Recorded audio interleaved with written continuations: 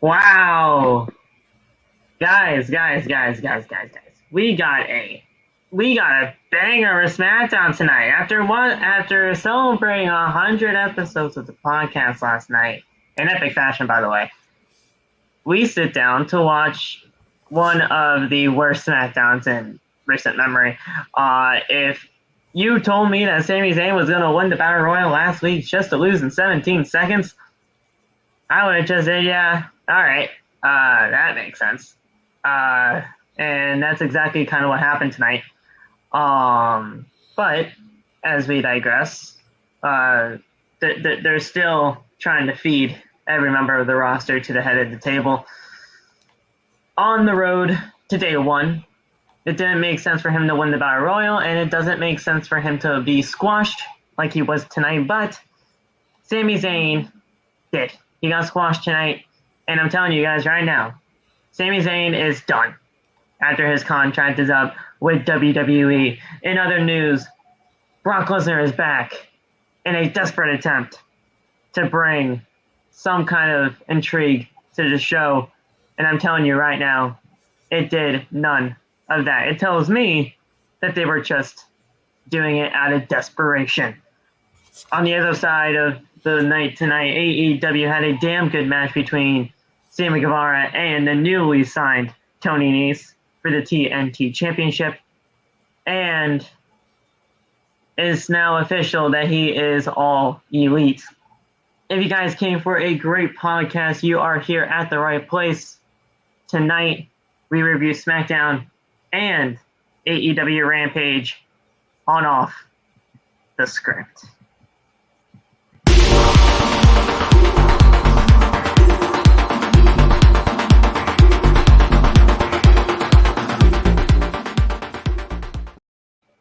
Did I say off the script? I mean outside the brand. My bad. Sorry. Shout out to you. Shout out to you, JD, though, for off the script. You got a little bit of a plug there. I was just about to say that. I was like, did he just say off the script? Shout out to JD, though. He got a little bit of a name drop right there on the podcast. But hey, it's outside the brand. What's going on, guys? Thank you guys so much for joining us right here on the podcast. It is Friday, December 3rd, 2021. I'm your host, Phil, and this is Outside the Brand. There you go. Tonight's SmackDown looked way more desperate than it usually does, but hey, we're here. Brock Lesnar returned tonight, guys, from his indefinite suspension, just to come back to feud with the man that he just can never seem to get rid of, Roman Reigns. So he's back to feud with the Tribal Chief. And speaking of the Tribal Chief, Roman was wrestling tonight, and it wasn't just in a normal match. It was for his Universal Championship, and he had to put that on the line tonight. Brock Lesnar goaded Sami Zayn into making the Universal Championship match that he earned from last week, winning the Battle Royal, into having his match instead be tonight, instead of the day one pay-per-view event on January 1st. And guess what happened, guys? Guess what happened? Nate, do you want to tell everybody here what happened tonight to Sami Zayn? Sami Zayn got obliterated by Mr. Beast Incarnate Brock Lesnar. After he got obliterated by the Beast Incarnate Brock Lesnar, Roman Reigns came out, did his 5-minute intro, bell rung, spear, retain the Universal Championship. Roman Reigns. That's what happened. He got squashed in 17 freaking seconds. Man, like this was absolutely fucking ridiculous. He got squashed in 17 seconds, and it was just not even remotely like noteworthy. Like it just did not need to happen. Like I said in other news, on the AEW side of the night, we had a great match for the TNT Championship. Sami Zayn and Toni Nese absolutely killed it. They had a great match on Rampage tonight. We also were building towards Thunder Rosa taking on Jade Cargill in their eventual TBS Championship match. Well, semi-final match to get to the finals to see who will become the first ever TBS champion. That'll happen on the first ever TBS show for Dynamite on January 5th. And guys, I mean, we also had a great tag match main event. So that's also great. And the thing is, I'm telling you right now, Pac only having one eye, he can still goddamn go. He did great tonight. But I want to thank you guys so much for joining us right here on the podcast for Outside the Brand. Make sure to continue to support the channel in any way that you possibly can. Make sure to hit that subscribe button as we're on the road to 500 subscribers. Turn on the bell to all notifications. That way you never miss when we go live. Also, if you guys want to check out anything you may have missed on the channel from last week and or just the beginning of this week, it's all right there on the homepage, and you guys can check out anything that you may have missed. Also, follow us on social media. All of our TikTok links are down in the description.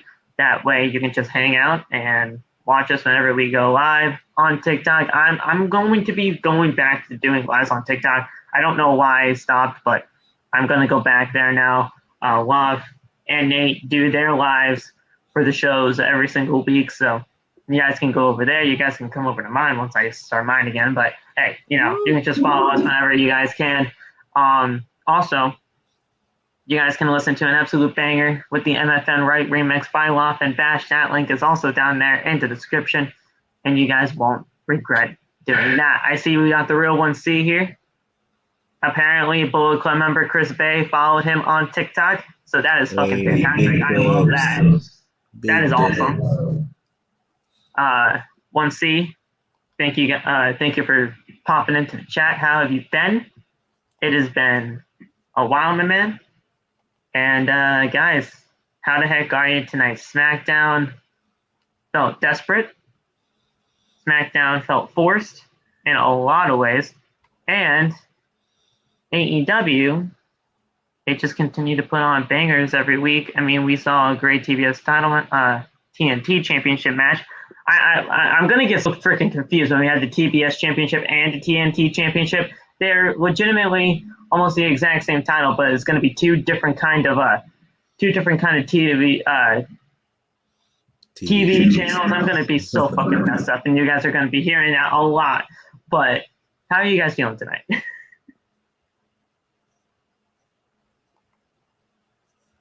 I don't know if Locke's even here, so Nate, you're gonna. Oh, hi. There you are. What's up?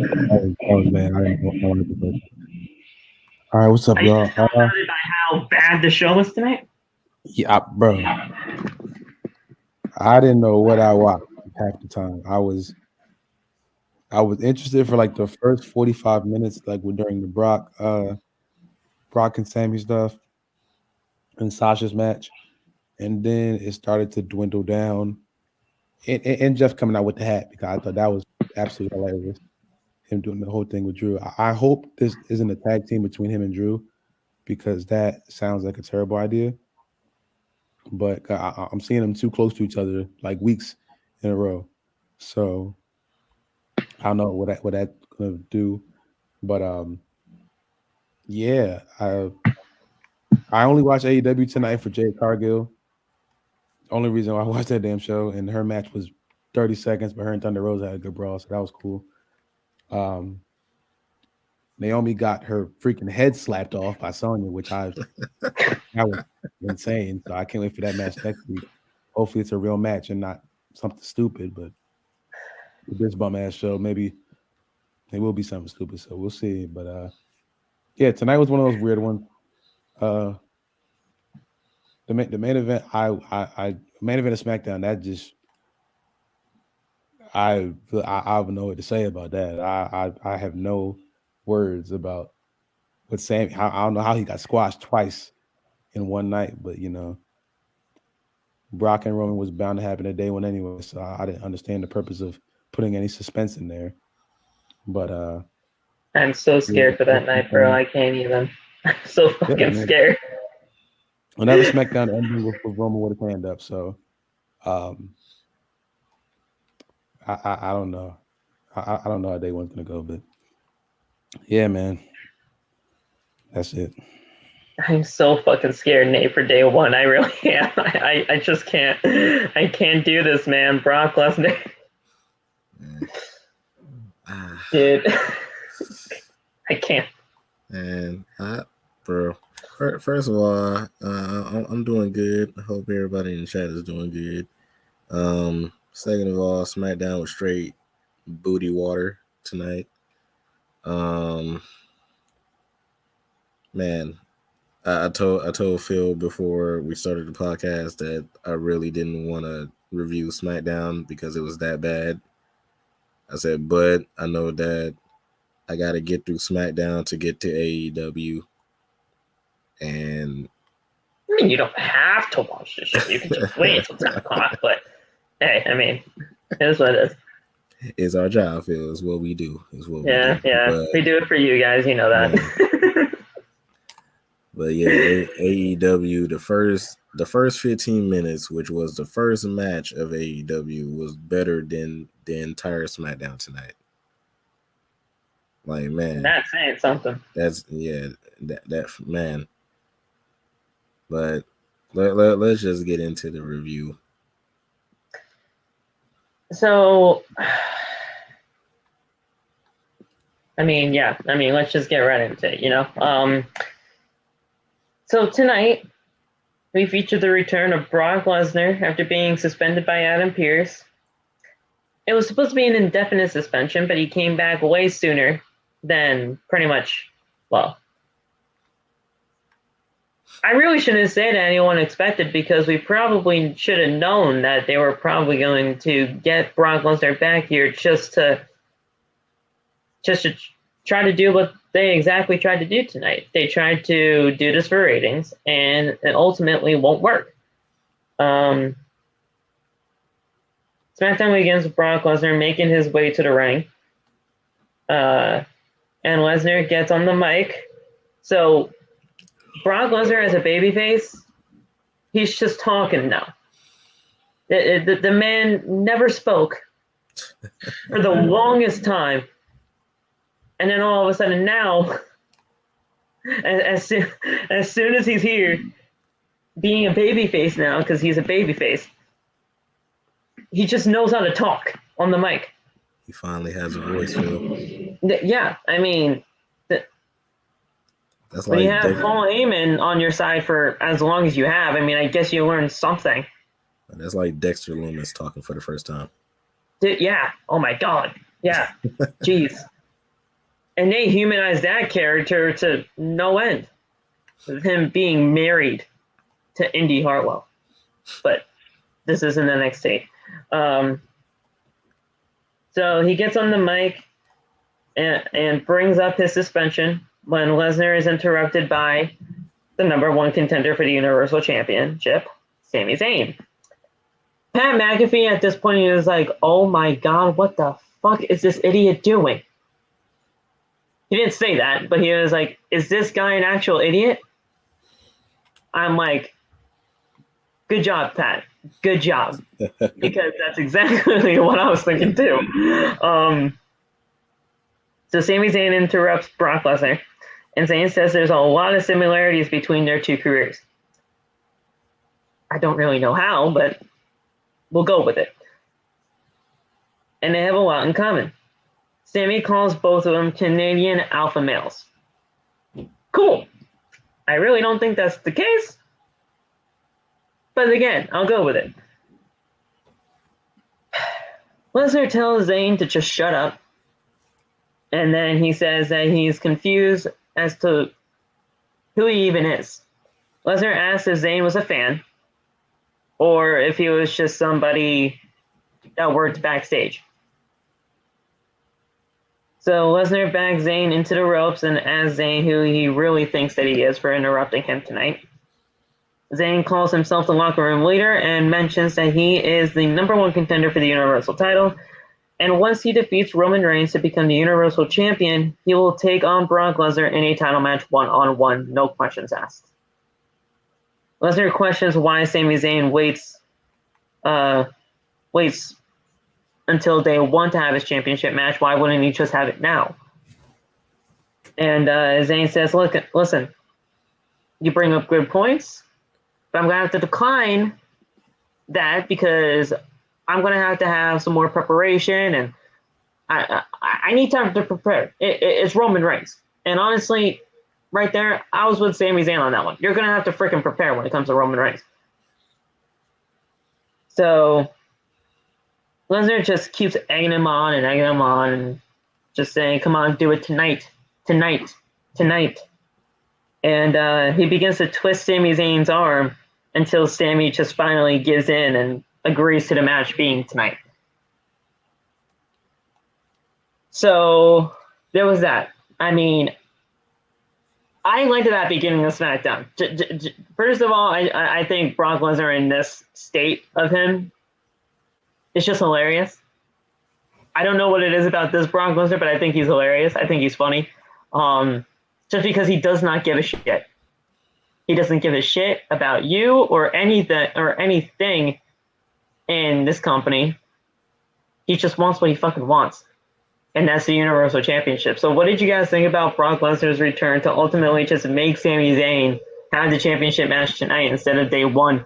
Honestly, I think it was the right move to have the championship match tonight because honestly, just waiting to have it at day one, I don't know what we're doing Brock at day one, but to me, if they were going to have Brock Lesnar be booked for day one anyway, when this indefinite suspension was happening, then Sami didn't even have to win the Battle Royal last week.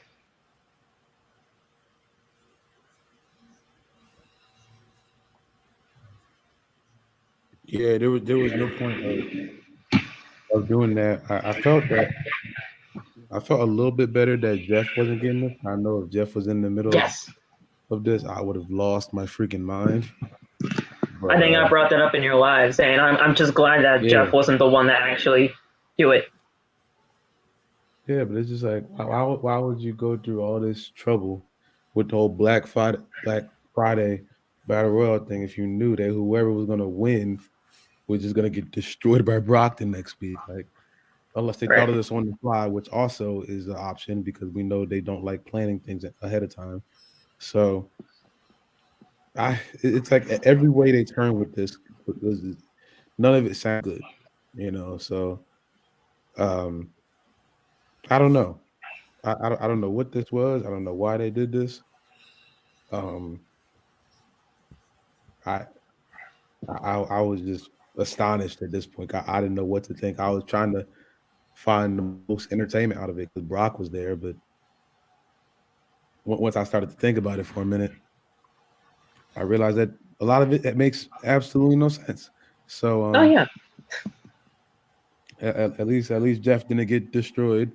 Or thing is, I don't even think this would have worked if Jeff was in there. I don't even feel like Jeff's character is the kind of thing where Brock would have his arm twisted and Jeff was like, "All right, I'll give you the match now," or something like that. I think Sammy's character kind of fit that. I guess they did that right because Sammy's character is more like he would be someone like to crack under Brock's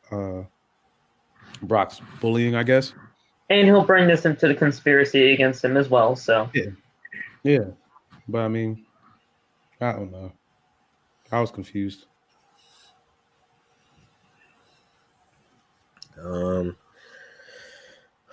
I really didn't know about this either. The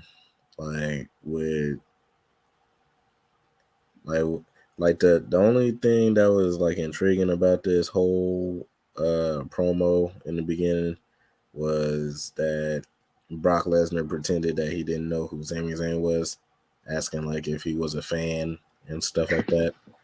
That was funny to me, but like he's just hilarious when he just does not give a single shit. Like, but yeah. Yeah, like that was funny. But like in a way, I'm kind of glad that they did do it tonight. But in a way, I believe that they should have waited maybe like another couple weeks instead of like we all know that it was gonna be like Brock versus Roman at day one, but like they should have waited like at least like maybe another couple weeks or something. Like the month just started, guys.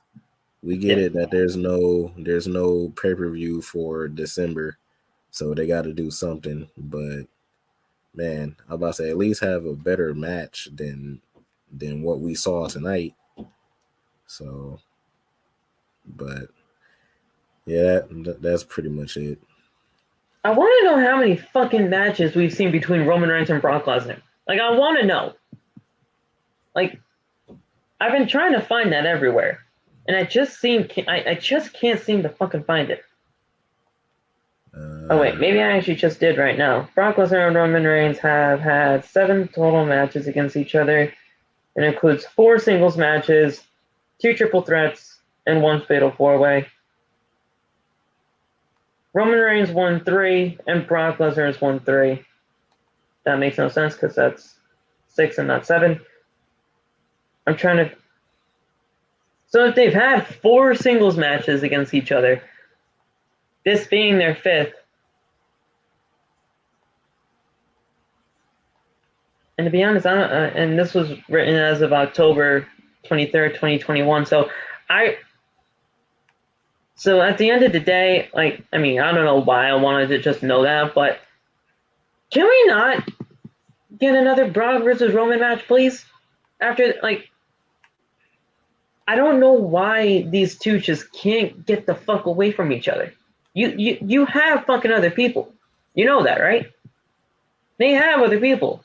Well, no, SmackDown, because everybody went over to Raw, but I don't fucking get it. You don't just need Brock and Roman. The only reason why this match is happening because of the Paul Heyman connection. That's it. To me,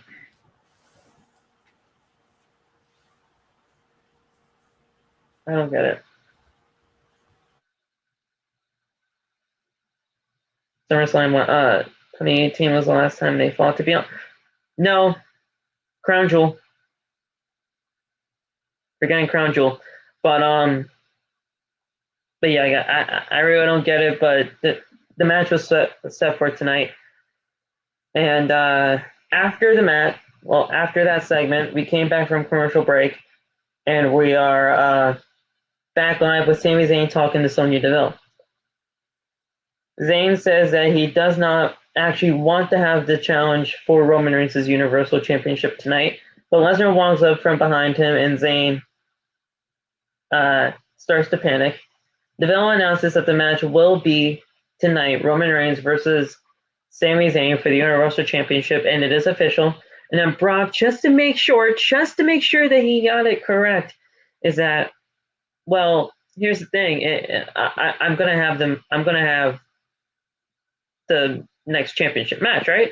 And Sonya's like, yes, you will. He's like, at day one, yes, Brock. He's like, yes, we both win. Sami, high five. And then Sami reluctantly high fives Brock Lesnar. Again, Brock is just fucking hilarious because when am I ever gonna see fucking Brock ask for a high five again?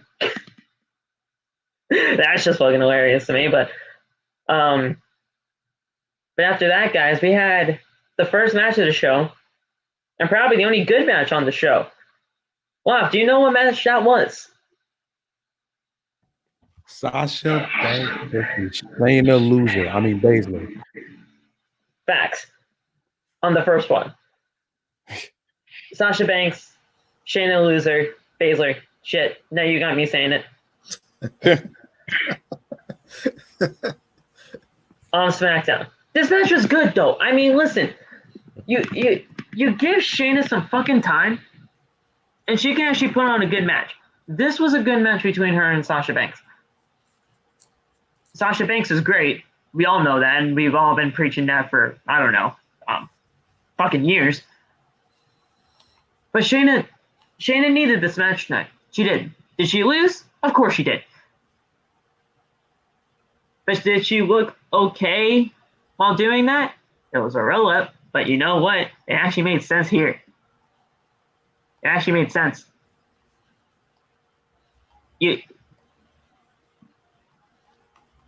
Sasha Banks is so good at what she does. She made that roll up actually work for the match itself.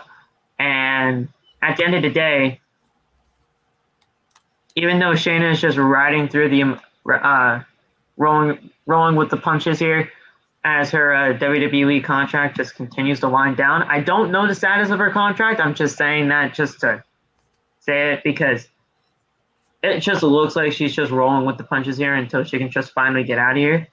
But what did you guys think about this match tonight? I mean, Sasha won in the roll-up, but to me, it kind of worked here in this situation, especially with the way the match is going down. My only thing with this is that I think Shayna needs to scout the arm drag because Sasha hit her with about 18 arm drags throughout this match, and I was like, "Yo, Shayna has to see this coming eventually." Because God, it was crazy. It was a lot of arm drags tonight from Sasha Banks. But I don't know who goes over the spots. I was like, "Yeah, Sasha, go out there and just do these arm drags real quick, win this match." But listen, I said this a few weeks ago, and I still believe it. I still think Sasha is the best female wrestler in the world. I can agree with that. I know I make jokes about her, but she's great too. But they book her, they book her like cool, and then they book her cool for like a few weeks, and then they just drop it. Like they showed it. I don't know if people caught this, but they showed right before. I think it was right before the match. They showed a clip of Shayna doing like the step on the steel steps, and she did it. They only showed 2 clips. So Nia Jax and Eva Marie, who were both released from WWE. They've been using release talent shit. I said that in my live. I pointed Pat that out to them. Like, y'all noticed that? Yeah, Pat called it the Future Endeavor Stomps. He just says that on live television. I'm like, okay, that's cool. They have been using release talent in storylines for the past few weeks, and it absolutely disgusts me. Yeah, these people lose their fucking jobs because of their ignorance, and you have the fucking nerve to show them on TV still as being buried by Shayna Baszler and the rest of the roster. It threw me off. I heard Morgan Nia Jax screaming. I was like, wait a minute. On Monday. Liv Morgan said in her fucking promo on Monday. Yeah. And it irritates the fuck out of me knowing that they were the ones to fucking fire their asses, and they go out there and they make them look like a fucking joke even when they're not even in the company anymore. That makes me irritated. I don't know why they did it that way, but I mean, I thought it was an interesting little tidbit there. I feel like they need to do that, you know. That wasn't really needed. So it was funny to see Nia Jax screaming like her arm was cut off because that was the funniest thing I've ever seen on Raw. I feel like this year. I thought that was hilarious. That was great. But once you realize, I was like, oh damn. Oh, and don't forget the hole. Oh no, I will forget that. I definitely forget that. That didn't happen. That happened in 21 too, so that was no. But yeah, man, I don't know. I don't know about Shayna right now. Sasha's amazing, but Shayna, I don't know what they're gonna do with her. Man, yeah, man. The match was good. The match was good. You know, my wife, my bae, Sasha, coming out with the dub. Via fruit roll. Don't make me get Saul in the back there, man. I got him on deck in the back. Listen, you could get Saul. Saul could get this work. He knows how I roll. All right. I'm about to say, me and Saul argue about this every day. Did you see his workout video today? I saw him. He's ready to fucking go. He's waiting right now. Yeah, me and Saul argue about this every single day. But yeah, man. I digress, man. But yeah, man. Like, she won via fruit roll up, the most devastating move in all of sports entertainment. But like Loft said, there will be a live counter on one of these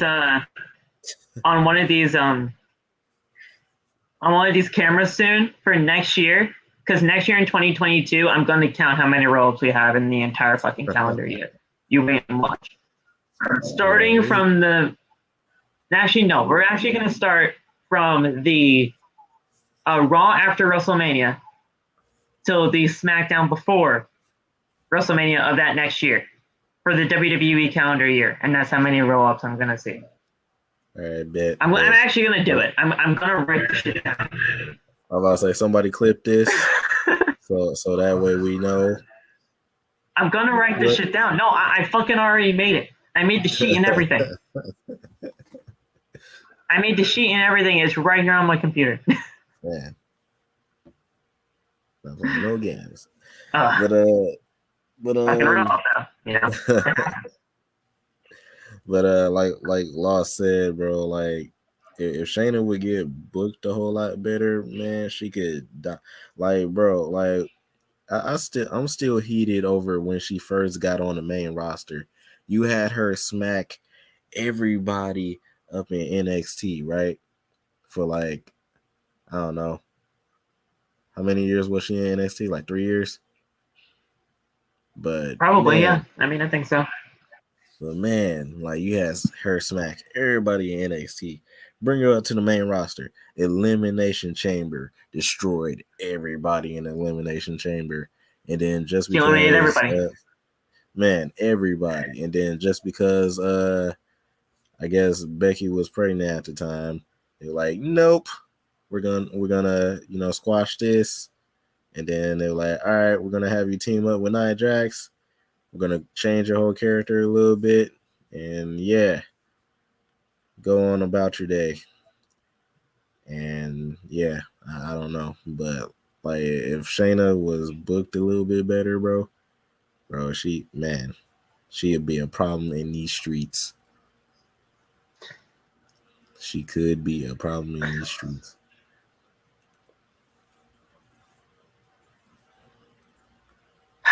So Sasha Banks won with the roll-up, and she just got the win in a great match against Shayna. Deville is seen backstage talking to Adam Pearce via FaceTime because Adam Pearce was not on the show tonight. Well, at the show. I shouldn't say on the show, but he was at the show. Wasn't at the show tonight. And Deville tries to get Pearce to come to the show tonight. But Pearce he pretty much shows an intimidation from Brock Lesnar, and he just says, "Listen, I'm just going to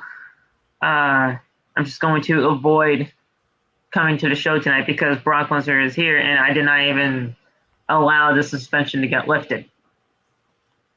I believe he was saying, like, I think I'm just going to remember the Alamo tonight and just not come to the show tonight. So he was like, "You're gonna remember the Alamo?" Like, no, get your ass over here. You're the general manager of the show. You're supposed to be here. And he's like, no, you got it all under control, Sonya. So I don't know why I even have to be there. So I'm gonna go, and you have a good night. She's like, you gotta be fucking. You gotta be kidding me. And then the FaceTime call ends, but man, I don't know what the fuck this is about, other than he's just scared of Brock Lesnar, and that's just it. Or he's just scared that he fucking blocked me on Twitter, and he just does not want to look at me face to face. So there you go. I just had to put that in there, guys. What was this? I really don't understand. And then after that, we had a fucking Happy Corbin segment, so I don't even want to go over that. But what the fuck was that about? You just don't even want to show up now. I don't get it. I don't know why they did something like that. Sonya was holding the phone weird. It was everything was just going on weird. I don't understand why they had that even be a thing for Adam Pearce to do. It obviously so that he was probably just in the parking lot in the limo. He was probably just in the parking lot. Oh yeah, probably. He would probably just sitting out there record this clip and they walk back in there, I guess. But yeah. I don't know. I kind of wish it was the other way around. I didn't want to see Sonya. I'd rather Adam Pearce be there than Sonya because Sonya annoys me. But yeah, not a good look for Adam, man. Looking a little terrified. Looking a little terrified. Josh, I feel like I've said that countless times on the show. Yeah, he blocked me on Twitter because I called him the general manager of Raw and SmackDown. Yeah. That's how butthurt he got. But yeah, Nate, this just made no sense. He was probably just in his limo in the parking lot, just doing his little clip and then just getting out of there. Or he just got out of the car and just handled business like he normally does. This made no sense. I don't know what's going on, Mo. But man, like, I don't know. I don't know. Somebody was saying you call him the general manager of Raw and you get blocked. Gosh, I'm sorry. That's what happened. Man. He's the general manager and I get blocked for it. Okay. Man. Happy Corbin and Madcap Moss had a segment too. Why do we have a Happy Corbin and Madcap Moss segment? I don't know. Just to fill fucking time, because that's exactly what happened here. Point is, at the end of all of this, Drew McIntyre and Jeff Hardy come out. They beat the crap out of Corbin and Moss. And then, just to have a little bit of fun, Claymore by McIntyre to Corbin, and then McIntyre and Hardy just stand together in the ring, both of them wearing hats, and just dancing around, having fun. Again, my guy Jeff is flossing, bro. My guy Jeff is flossing. The man was just having fun. Drew McIntyre and Jeff Hardy as a fucking tag team is probably one of the worst creative decisions that this company has made in a very, very long time. Drew McIntyre is beneath being in a tag team. And they're just doing this for Jeff, and they're doing something with Jeff Hardy just to make up for the Battle Royal last week. This makes no fucking sense. And if you're gonna have these two in a fucking random ass tag team, why have their first feud be with Madcap Moss and Baron Corbin? The fuck are you on?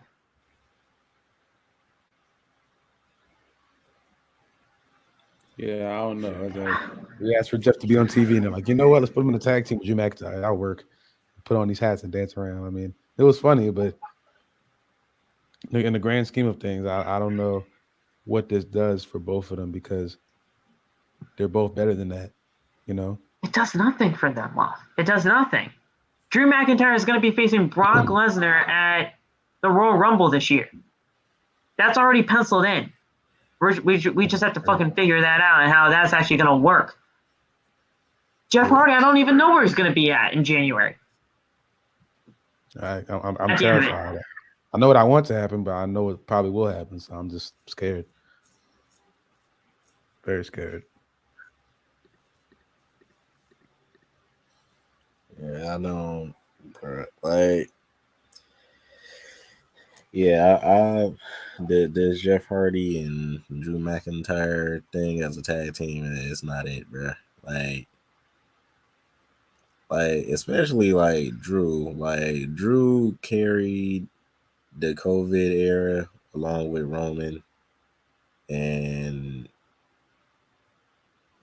like with all that, you have him come out of nowhere and tag team with Jeff Hardy. No disrespect to Jeff Hardy. Jeff Hardy is the GOAT, the legend, but man, like, come on, WWE, y'all gotta do something better with both of these guys, bro. Don't put them in a tag team against Happy Corbin at least. Like, bro, come on, man. Why y'all do that? And I'm telling you guys right now, like Nate said, this is no disrespect to Drew McIntyre or Jeff Hardy by any fucking means. But you, like I said earlier, and like we've all said here, Jeff Hardy. Well, I'm actually gonna bring in Josh's comment as well. Jeff Hardy is a freaking legend in this business, and Drew McIntyre, he's He's great when they write him to be great. They're both beneath having this random ass tag team. They're both beneath that. Drew McIntyre is still slated to have a match with Brock Lesnar at the Royal Rumble. And Jeff Hardy, like I said, we don't know where he's going to be at the end of January. We don't. We don't know what's going to happen with him. We're all scared to freaking death, as we should be, as we all should be. But there's no disrespect involved here, but it's just like they deserve better. And they should know they deserve better. So we also got Santa in the chat tonight. It's all right, Santa. It's all right. It's all right, my man. Guys, we also had another worthless match on the show tonight, as the Viking Raiders, who were just beating on their chest, before Los Lotharios made their way to the ring. This match is fucking pointless. Can we please get both of these tag teams off my TV? Lotharios won after Rick Boogs was playing his guitar, and among all the chaos, Angel just rolls up Eric, I believe, for the win. Why? Can we please? Can we please just not do this? What is the point of having Los Lotharios win matches if they're just gonna be by fucking roll up, and you guys aren't even gonna fucking show what the fuck they can do?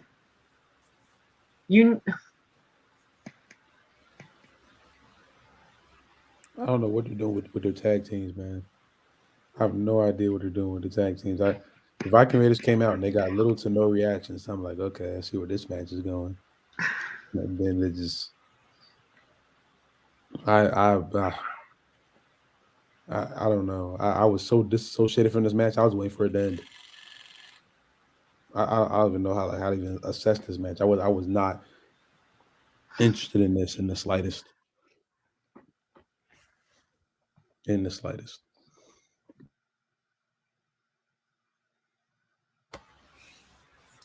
Yeah, I wasn't really interested up in this match either. I don't know. Like, I don't know about like the tag teams up here, because as soon as the Viking Raiders came out, I was like, who in the world are they wrestling? Because I couldn't think of like any of the tag teams on SmackDown, and I was like, oh, Los Lotharios, okay. So, and that's bad. Like when you can't think about like any of the other people on the roster on SmackDown, and you just forget, like, wait, what? Huh? Okay, yeah, that's really bad. But yeah, I guess the thing is, well, I'm sorry to cut you off, but the thing is, they're also just they're feuding with the Intercontinental Champion and Boogs. Yeah, that's what I was about to get to too. Like, bro, sorry. you good, but I was about to say, like, bro, like, you're like, I guess it was just like I don't know what it was. All we know is that at the end, Rick Boogs was playing the guitar and Pat McAfee was dancing like an idiot. So that's it. Well, the thing is, Pat McAfee just acting like an idiot like that, I freaking love that, because Pat McAfee is probably one of the greatest superstars of all fucking time. Yeah. But if this does not get at least Angel Garza or Humberto, the Walking L, a Intercontinental Championship kind of opportunity in a way, then this is absolutely pointless. You can't just have these random ass feuds with the Intercontinental Champion pretty much in a tag team.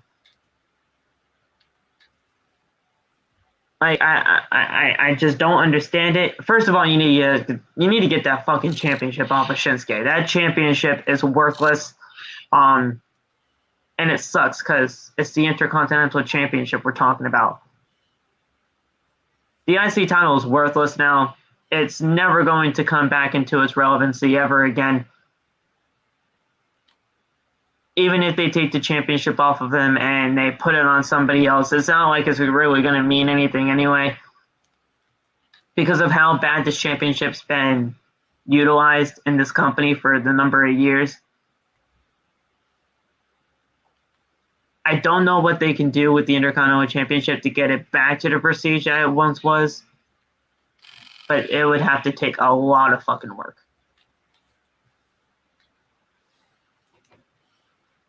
I mean, I don't think it's going to be. I don't think it's forever. Oh damn, my fault. Nate, the fucking Warriors beat the Suns, bro. I knew it. I knew they wasn't. Wow, that's crazy. I knew they wasn't. I told Batch, I said that the Warriors, it was not about to lose twice. Damn. My fault. That just popped up on my screen. But Sorry. Anyway, damn. I lost track. What the hell were we talking about? The Intercontinental Championship and Shinsuke. Oh yeah, they're done that shit. Yeah. I don't think the IC title is completely done. I just think that Shinsuke needs to drop it or defend it. Maybe sometimes, possibly. I don't know. That's not too much trouble for his ass. Like he just comes out there and dances every week with Rick Boogs. But I don't know. They showed some pointless Ricochet promo later on in the night, and I was like, all right. So he's about to get released. What was that about? Or they're about to do something. I hope to God he's not released next. But every time they do his little promos, that's what that means. But I'm like, why is Ricochet not somewhere in that IC championship thing? Because you can't even throw him in there with the Roman because you haven't built Ricochet up as someone who can beat Roman yet. So people aren't going to believe it, even though I think that's stupid in its own sense. But anyway, all you have to do is put the championship, do a little tournament or something. Have Shinsuke have meaningful matches for this championship because every week that he doesn't defend it, or every week he just comes out there and says he's IC champion, it's losing that much more. It can be revitalized because Cena did it with the U.S. championship. All you need is one person, and I'm not saying do a whole open challenge thing, but I mean, have some kind of relevance to it to where someone like Sheamus or Cesaro or somebody can win the championship and it actually means something because it's a crime what they're doing to it. It's an absolute crime. I don't know how you even continuously do this on a weekly basis. Seeing that Shinsuke is such a good wrestler and they nerfed him so bad ever since he came to the main roster. Like right after the AJ feud, they just nerfed his whole move set. He doesn't even look like the same wrestler anymore. He's not the same. He doesn't even wrestle with the same style. Obviously, he had to change styles because it's WWE, but like he doesn't even look like the same intimidating person. It's just like, I don't know, bro. They just get the title off of him and then give it to someone who hasn't won it before, or get Drew away from Roman and have Drew go back at the IC championship because when we all know when he started here, when no one liked the guy, or at least I didn't like him, he was the IC champion. I love the chosen one gimmick. I just hated the way they booked it. Yeah, I mean, I hated everything besides the theme song. The theme song was cool, but him as Broken Dreams is fucking fantastic. You need to bring it back. Yeah, please God, but like, when he bring it back, if he won the IC championship and got him away from Roman, you can't just throw everyone at Roman, even though Drew was just champion. He just carried the whole last era, like Nate said, the whole era was being locked in the house. Yeah. Drew McIntyre carried all of that. So he doesn't have to have the main championship. Give him the IC championship. He wanted to bring back Broken Dreams for the first WrestleMania back with fans. I know. And they did not allow him to do that. Of course not. I'm not surprised. That would require them to do something that makes sense. And we all know they don't like making sense unless the sense is spelled CENTS. So it's like now you are in a weird spot because we have someone who's a great wrestler.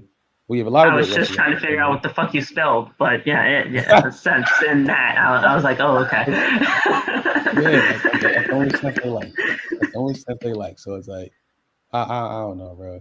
It's weird. It's just weird.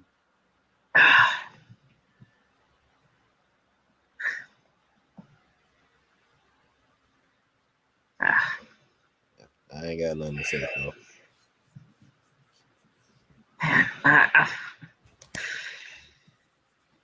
We came back from commercial break, and it was Jey Uso with Jimmy taking on King Woods. And during King Woods' entrance, he pretty much announced that Kofi Kingston's back, which, great. I missed Kofi. I did. Even though I really don't, even though I really didn't like how they were just giving Kofi a King of the Ring win as well, in a way, just by having him be like a goddamn gesture to King Woods. I at least I like the man. I just didn't like what they were doing with him. Winner by disqualification at the end of this all was King Woods. Woods goes to the top rope, but Jimmy knocks him off of the ropes to cause the disqualification. So, first of all, if Kofi was out there with him, why the fuck didn't he stop Jimmy from knocking his buddy off the ropes? Second of all, again, I asked this question, and I feel like I've asked this a lot tonight. What the fuck was this match for? Was this match for something? Was this match to decide who was going to bend the knee again? What was this match for? Because this match did not need to fucking happen. There was no point to it. It got announced. They were like, hey, breaking news. Jey Uso and Xavier going at it. And I'm like, why should I care about this match in the slightest? Like, mostly none of the matches tonight had any meaning. It was just they were putting them in there like, yeah, these two have a feud somewhat, so let's put them in there. And the match didn't even have a definitive winner. It lost by disqualification. So I was like, okay, now they really don't care. So I feel like I've been saying I don't know this whole podcast, but this whole stream, it just made me, I mean, not a whole stream, the whole fucking show made me feel like I don't know. Until like the very beginning and the very end. Everything was like, I don't know.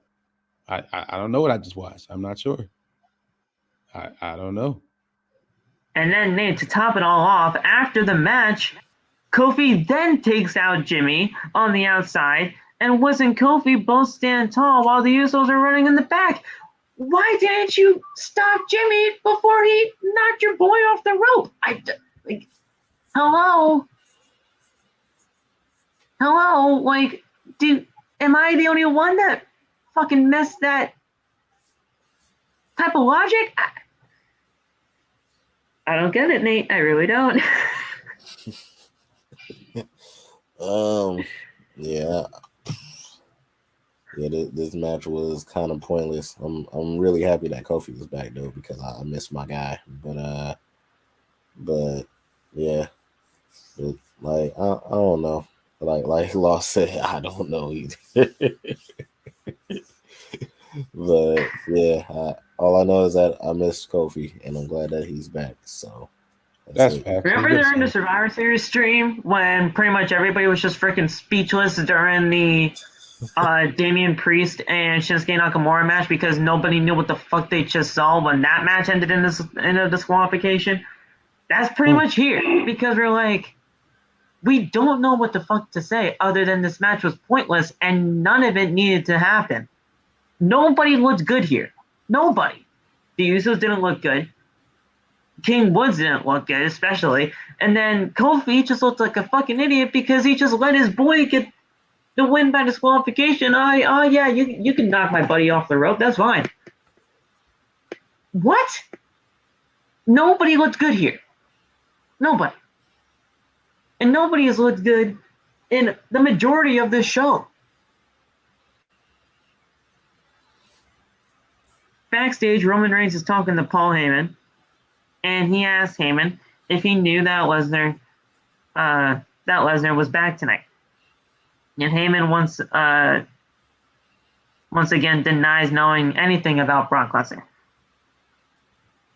Reigns says that if Lesnar is in Zayn's corner tonight for his match for the Universal Championship, he will not only smash Brock Lesnar, but he'll also smash Sami Zayn. Hey, Pause, yo. please. Hey, yo. They need to figure something else out. They really do. Like, you can't just be smashing people left and right, bro. Like, Bro, somebody made a joke about that in my live, saying that Roman Reigns have multiple baby daddies now since he's been smashing everybody on. yo, what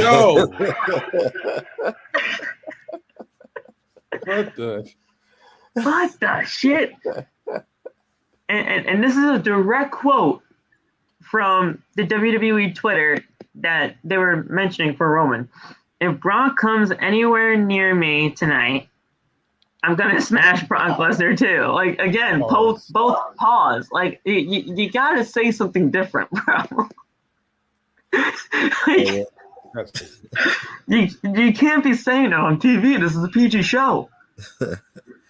Hey man, but when Roman asked Paul, did you know that Brock Lesnar was going to be here tonight? They obviously said it at the end of the show last week. Roman, were you not watching? He doesn't watch the shows. He doesn't watch the shows. Loud and clear. Man, Brock loud and Lesnar clear. will be here next week.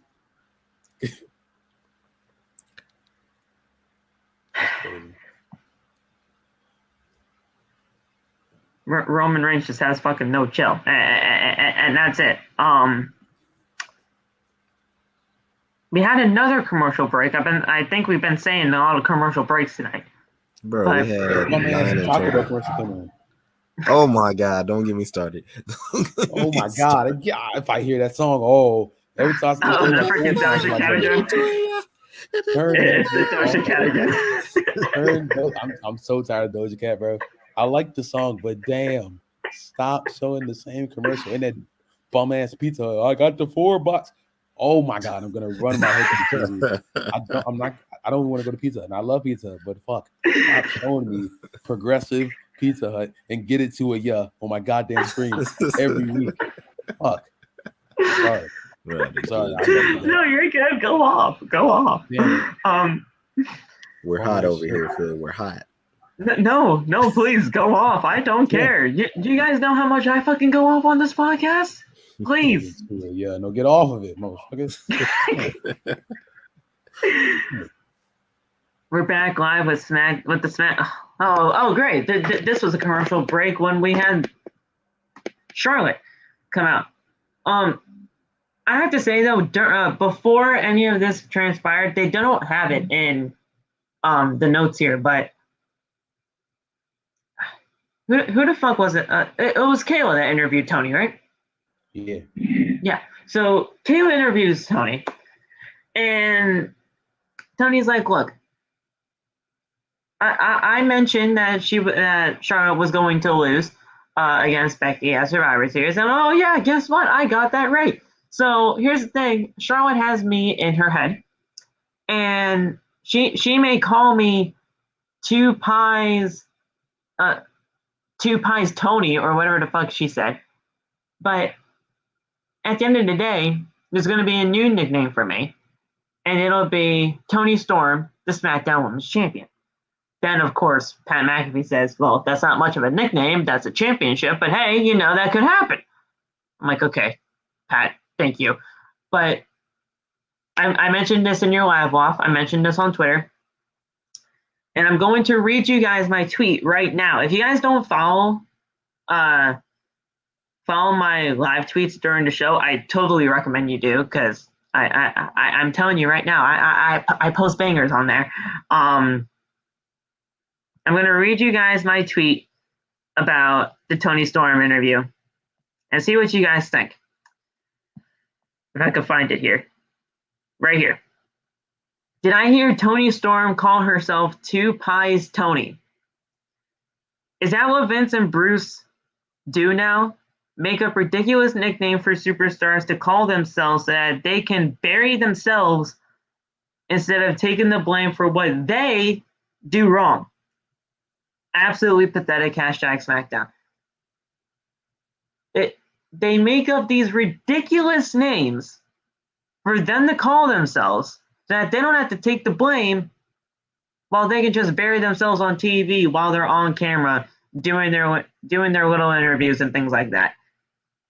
It's things like that that make me not want anybody to get called up from NXT anymore. And it's things like this that pretty much told me, oh yeah, we fucking told you that everything that Triple H has built from the ground up when it comes to NXT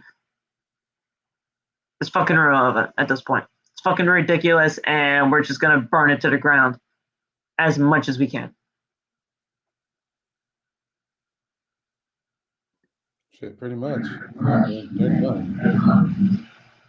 I'm scared for Toni Storm because I feel like after that Charlotte match, I hope she wins, but I don't want to get my hopes up. So it's just like, I don't know what her next move is. Charlotte said no, so yeah. I don't know how you just advance from there. I feel like they've done it before, but with the whole Tony was like, "Hey, I got a pie for you," and then I didn't want to throw up. I don't know. Toni Storm she's being, you know what it reminded me of? It reminded me of like late 2007, early 2008 Divas era stuff, like the fucking the mud bath shit, like they could throw each other in the mud baths, and it was like there was no direction or care put into the women's division. It was just like, let's make them look as goofy as possible. And I was more surprised that Charlotte got a pie in her face. I'm like, the way they hold Charlotte just being the next coming of like the best, her getting like the same treatment Toni got. I was very surprised by that, but I don't want to see people getting pies in their face. I want to see good wrestling, good storyline, good matches. You know, just don't show me people throwing pies in their face. You know, and it doesn't even make sense this week because Thanksgiving is over. So where'd you get the pie from? Like, we have a Boston cream pie backstage. Like, what the fuck? They just went to hey, let me get this pie so I can throw it at Charlotte like she did to me last week. It's kind of from leftovers from the Thanksgiving episode. Yeah, it was like, and it wasn't even like a real pie. It was like one of those pies that like they just put a whole bunch of whip cream in the full pan. It was probably just whipped cream. That's it. Yeah, like those wilding out pies. Yeah, not ass fucking. It's gonna be exactly, Corbin. It's gonna be a fucking pie match. It's like Iron Man. Whoever hits the most, it's like an Iron Man match. Whoever hits the most like pies to the face wins. Whoever dumps their opponent into the pool of cream gets the Women's SmackDown Women's Championship. It's a nut ass sentence. But do you, like? I mean, come on! It wouldn't be beneath WWE to do something like that. Oh, not at all. Not at all. You're probably right. You're probably right. But yeah, Nate, that's what I posted on Twitter. These ridiculous nicknames so that they can bury themselves on TV, so that Vince and Bruce just don't have to take the blame. They can just bury themselves. Yeah, when I heard that too, I was like, bro, when the like, bro, two pies, Toni. I don't know. I don't know what that. Obviously, it was some other people in my life that thought like some nasty stuff, of course. But we're not gonna talk about we're not gonna talk about that here. But yeah, man. Whenever they finally decide to do this Charlotte and Toni Storm thing, or if they ever have like Charlotte do something, Charlotte needs this because she needs to get out some anger due to her and Andrade officially breaking up. So yeah, she needs to do something. Damn. She needs to do something. That is the news coming out of SmackDown. Yes, they did officially break up. Not cared. Yeah, I mean, honestly, good for Andrade. Deserved better anyway. But not like her. Wow, if you know that. You know I freaking don't like her. Y'all do not like her. Wow, if you knew that. Like real life broken up with, you're like, nah, fuck that. Like that.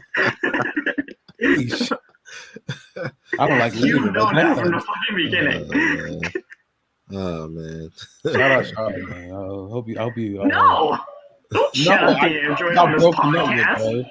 Bro, she got dumped. There's not no match, nigga. Like, no. Don't shout out her on my podcast. Why not? That's nuts. Imagine you get broken up with and you turn on outside the brand. Like, nah, fuck you and your breakup. Like, no. Like, yo. She got a pie to the face. She had a rough night tonight, you know? I feel like, nah, fuck that shit. Damn.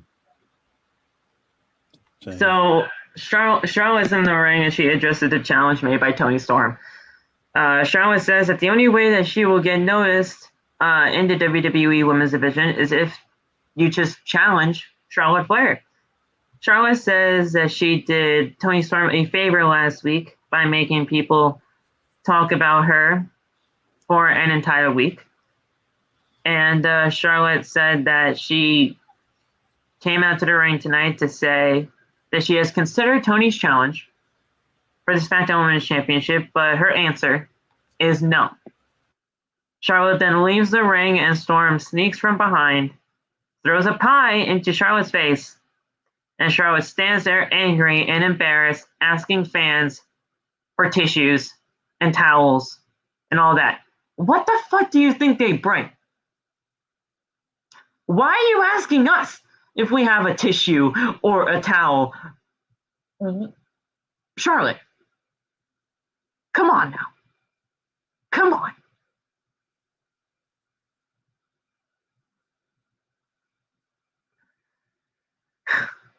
But the thing is, Charlotte having a pie in her face.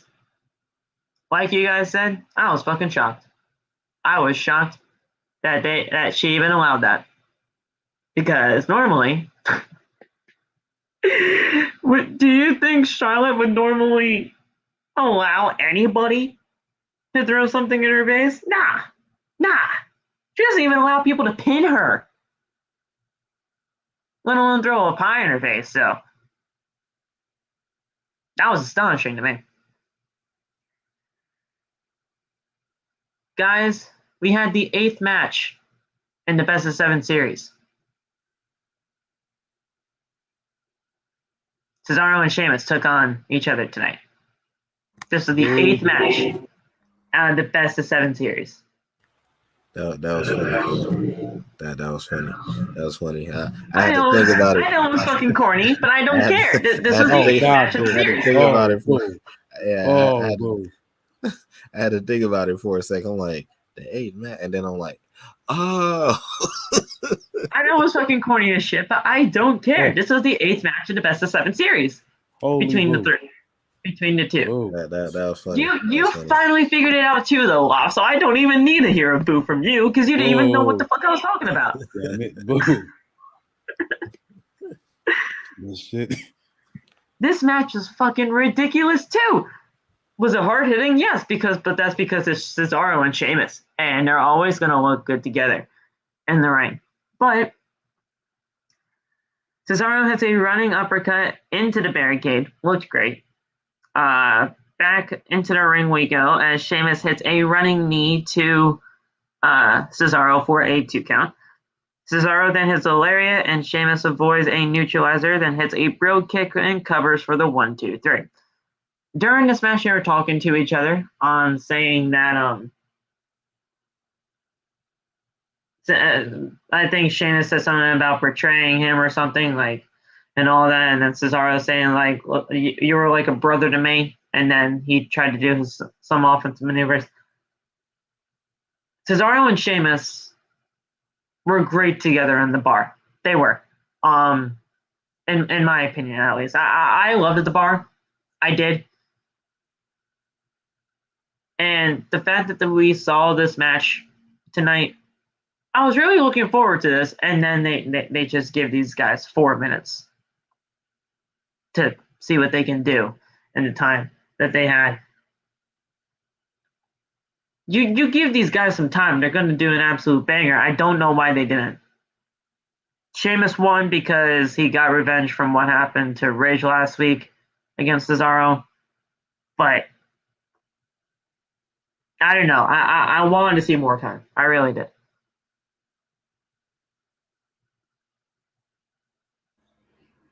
I did not care for this match either. I don't know why I'm watching Cesaro and Sheamus fight again. I don't know why the fuck I see that. There was no point in having to fight again. No, avenge Rich Holland, but Rich Holland was sitting backstage just watching. I was like, okay, but they didn't even let him go for real. They didn't even let him wrestle for real. It was a quick match because everything was. It seemed like everything was behind schedule, so they were just rushing to get things over with like usual. But I mean, shit. I wanted to care. Yeah, I mean, usually I do care when these two in the ring, but they need a restraining order against each other. If I see them in a match one more time, oh, Don't worry. It'll be Ricochet and Cesaro next week versus the two anyway. We're gonna have a tag match. It's obvious we're gonna have a tag match. At some point, we're gonna have a tag match with Cesaro teaming up with some random. Pretty much, they're already doing it on Raw. Oh, that's right. Yeah, that's right. Some nut ass tag team they're doing on Raw. I don't know.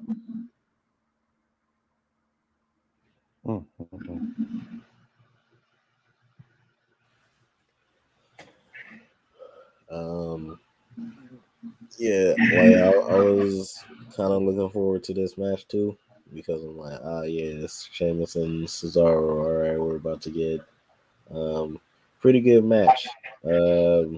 Unfortunately, it was a short match, so if they would have went a little bit longer, probably would have been great. But they're like, we're gonna give you this amount of time. So yeah. So that's it. And the thing is, guys, we did not even get a fucking we didn't even get a fucking second to breathe after what happened. As soon as Sheamus won the match, Michael Cole says, while Sheamus is celebrating in the ring, I want to take you back to what happened earlier on in the night with Brock Lesnar and Sami Zayn in the Universal Championship situation. Then we just cut to the video package of what happened earlier on in the night. And then as soon as that video package is over, Sami Zayn made his entrance for the match. Let me fucking breathe.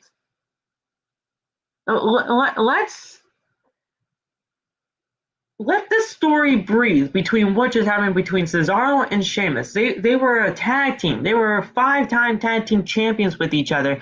They had like a legit story with each other. They're having a story with each other now with Rich Holland involved.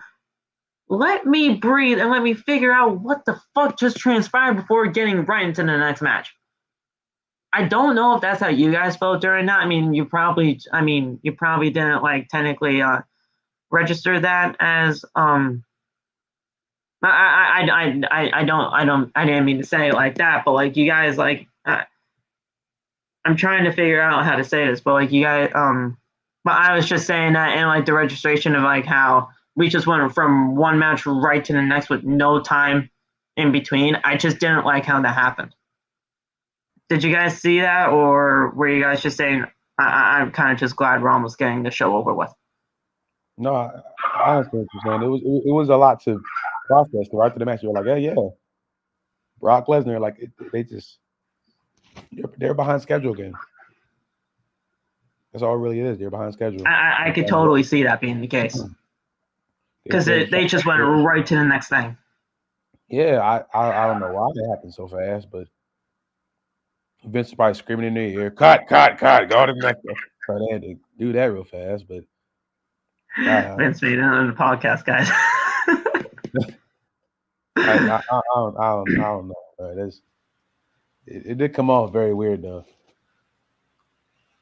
Like while Sheamus is celebrating in the ring, here's what happened with Brock Lesnar and Sami Zayn. No, let me figure out what happened. That's like right when SmackDown started, like previously on Raw. No, fuck Raw. I don't care what happened previously on Raw. I watched that dumbass show. I don't care what happened previously. Like, I don't know why I watched the dumbass show, but I know what happened. Yeah, we do it all the time. Corbin, the draft made SmackDown worse. It didn't do nothing. It made it worse. It did do something. SmackDown is worse now after the draft. and it's only been 2 months. Sorry, Corbin, for calling you out, but yeah, that's what happened. That's what happened. Nate, the show is worse after the draft, and it's only been 2 months. Yeah. Yep. I can't explain that. So, did you notice how fast everything was too when Sheamus was just sobering in the ring, and then we just went to Brock and Sammy and Roman and all that? Or were you just saying, yeah, let's just get it over with? I was pretty much just saying, let's just get it over with. And then the main event took the cake, and I was like, yep, okay. Yeah, if we wanted to get it over with, I mean, I guess Roman had that in mind too, saying, yeah, let's just get the night over with so we can just all go home. And yeah, Roman said, all right, I'm going to take up to 5 minutes for my intro, and then it's only going to take 2 seconds for me to, quote unquote, smash Sami Zayn. And the thing is, guys, we still had 2 fucking minutes. They ended the show at 9:58 tonight. Yeah, they always do. I usually on my clock it reads 10 o'clock sharp, and then they end the show. So to me, when they had at 9:58, I was like, holy shit! You could have gave him 2 more minutes. You could have squashed him. I didn't mind that, but you could have just gave him 2 more minutes. You could have had him dance. You could have had him do the ooh-wah. We didn't even see the ooh-wah tonight. It did. We did? Yeah, right before the screen. I did real loud. I guess it just shows how fast the match. I guess it just shows how fast the match was, because I didn't even see it. I'm not misogynist yet. Everything happened within like 3 seconds.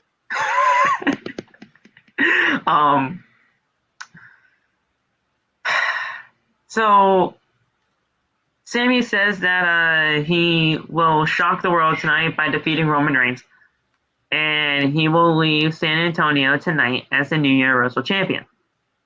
And when he does not have anyone to thank in the crowd, but the only person that he will thank is Brock Lesnar.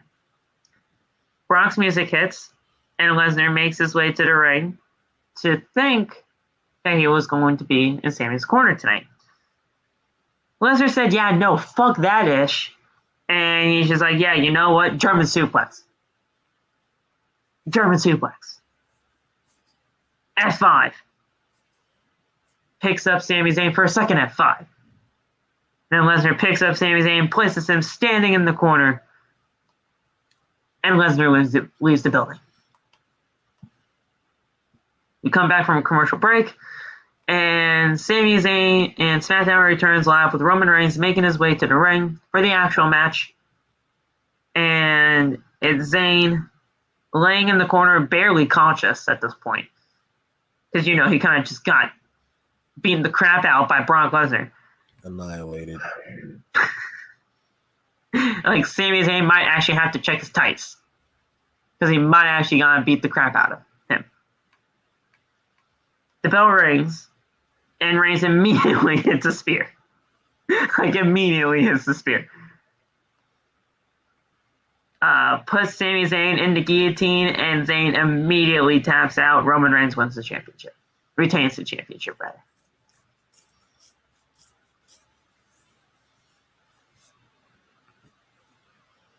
Again, I say, what was the fucking point of the Battle Royal? To ultimately squash the winner in 17 seconds.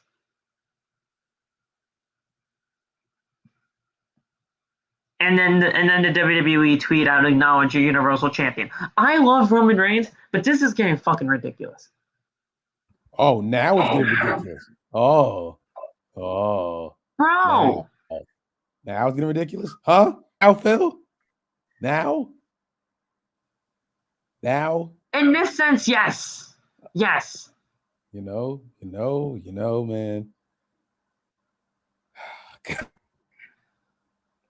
It's been ridiculous. Why this match has you laughing? I don't know, Josh. I really don't. Because they legitimately just proved to us why they and I'm gonna fucking read you guys my tweet again. This was the worst SmackDowns in one of the worst SmackDowns in WWE history. Sami Zayn wins the Battle Royal just to lose and just to get squashed in 17 seconds. Great stuff, Vincent Bruce. Now I'm happy Jeff Hardy didn't win, because if Jeff won, imagine how the crowd would be then.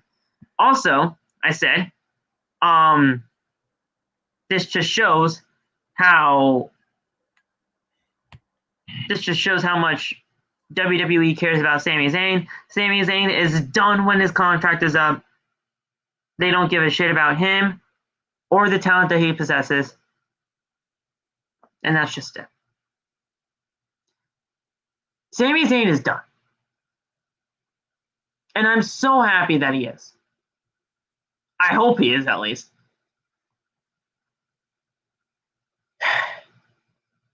But yes, Loth, to answer your question, yes, this is getting ridiculous. Because you're having all these guys get the opportunity to face Roman Reigns. And like you said in your live, I'm agreeing with you. That this is getting ridiculous. Because now, like you said in your live, it's just it's not even worth doing these predictions anymore, like you said on other podcasts here, because you just know Roman's winning. Oh well. But when it comes to day one, I'm telling you right now, I'm fucking scared.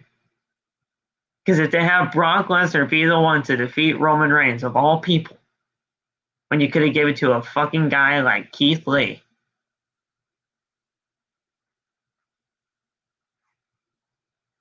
There you go. Just proves you just don't fucking care.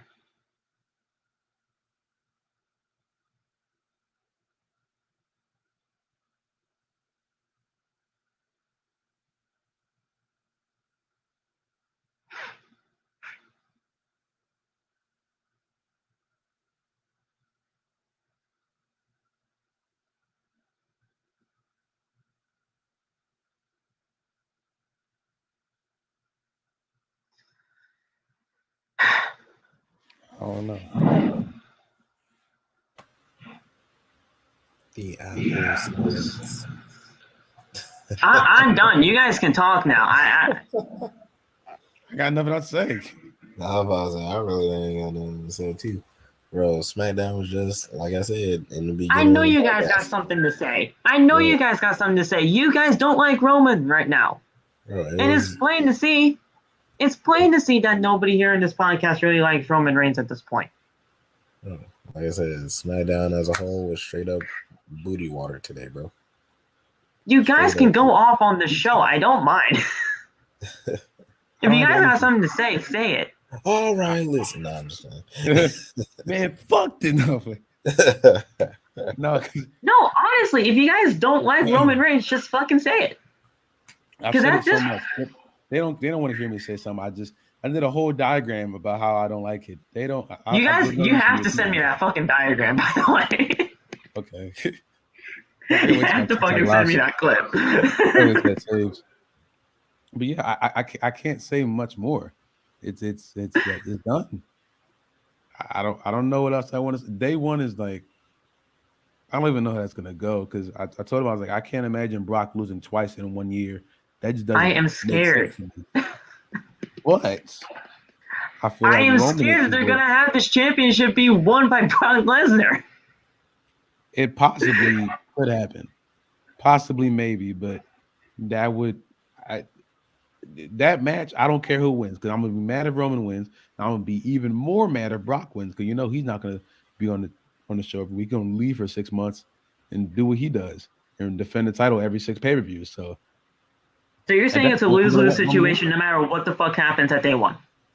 Yes, and the lesser of those two evils is Roman Reigns retaining, but I am getting tired of him too, like you all know. So I don't even know what to do. I don't know what to do.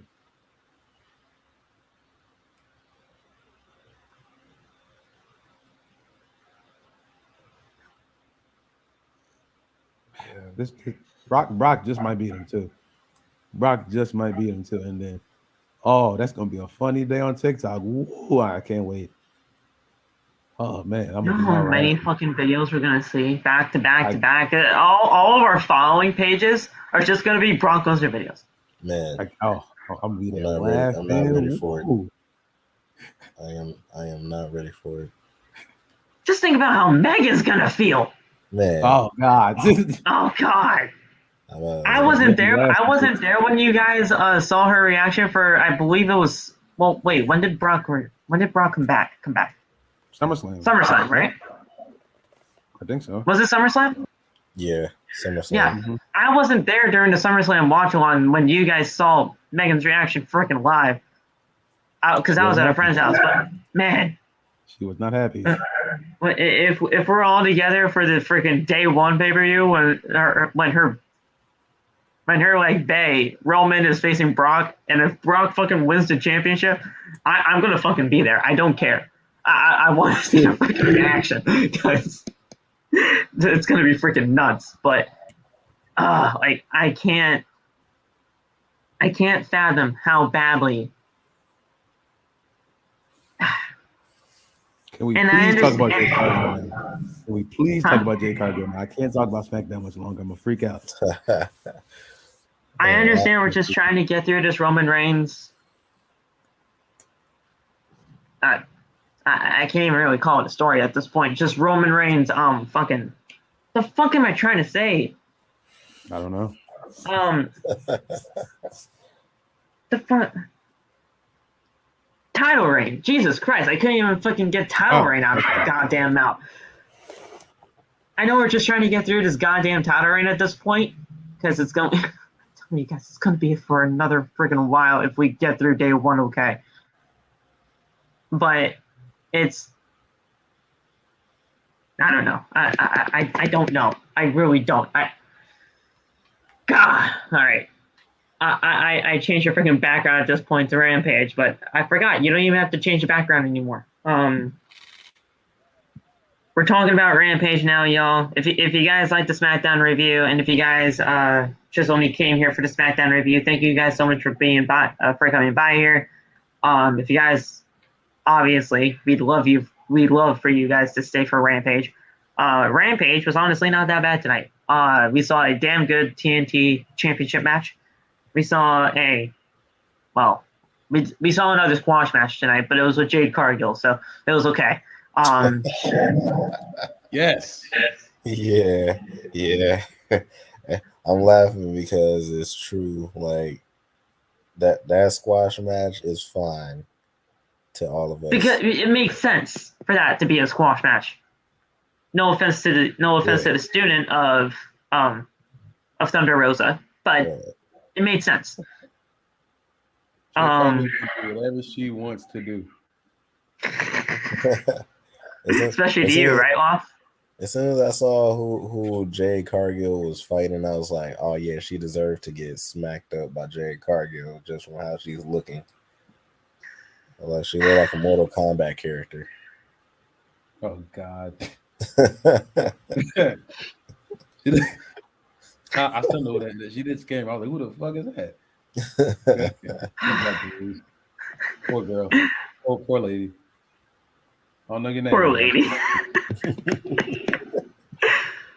So guys, as usual, I don't know what the fuck it is about Ringside News, but they just don't do Rampage reviews for their own separate articles, so I have to just think about it just in my head.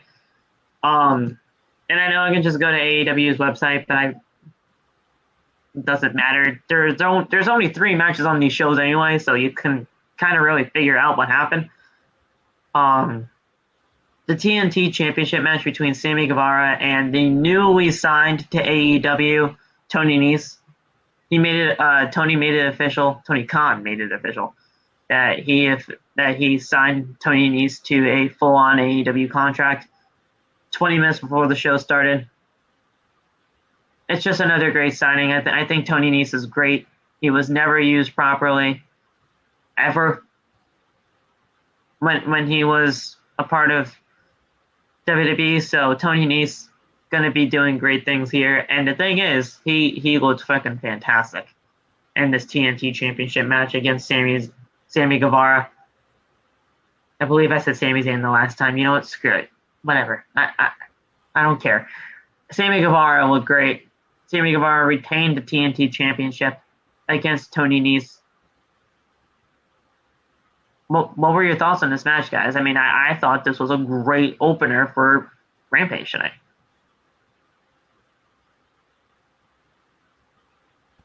I was not watching at this point. I was I was trying to. You were trying to figure out what the fuck just happened. Yeah, I was still live screaming at them, so I was not watching this match. It was a great match, though. What was it? Something that you have to go back and watch? You don't have to. But just know it was a damn good match between Toni Nese and Guevara. Sammy retained, right? Yeah, he did. Okay, cool. There were some very good near falls, though. I will say that. They made you think Toni Nese had a fucking chance. That's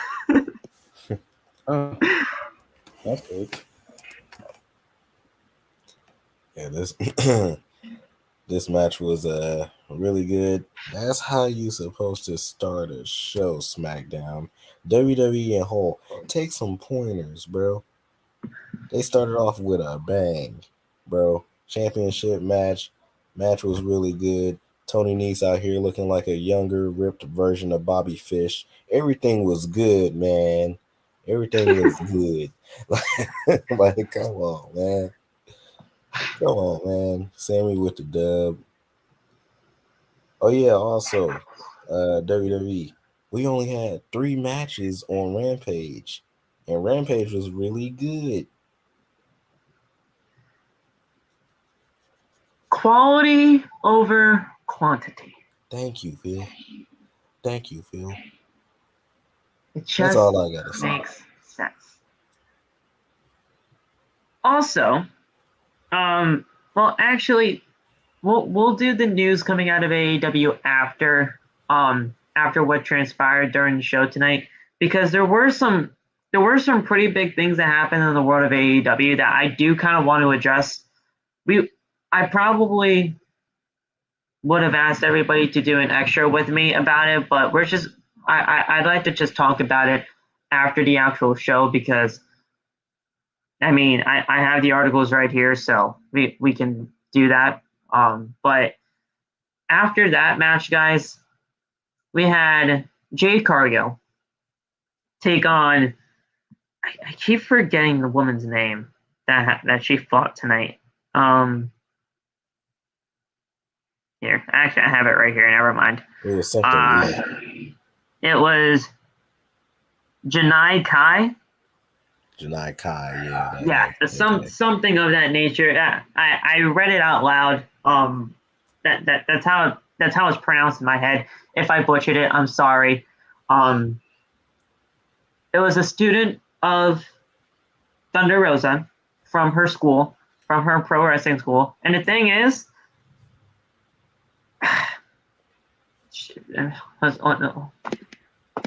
let's just give the facts what they are. She got squashed tonight. She did. As well as she should have. Jade should look strong heading into her TBS Championship semifinal match against Thunder Rosa. Thunder Rosa was on commentary during this match. She did all the commentary that she could to try to put her student over, while at least keeping some kind of bias in commentary to try to figure out how to also talk about Jade in the match as well. But at the end of it all, Jade hit the Jaded for the 1-2-3. And then after the match, while she was beating up Kai more, Thunder Rosa says, "You know what, guys, I just can't take this anymore." And they had a little bit of a brawl session in the ring, as multiple referees just tried to separate them, and everybody in the arena was just saying to let them fight, and yeah, this is going to be a great match when it happens for the semifinals in the TBS Championship Tournament. Whoever fucking wins, I'll be fine with, because at the end of the day, Jade Cargill's looking great. Thunder Rosa, you guys know how much I love her. It's going to be a great time when we actually see these two in the ring.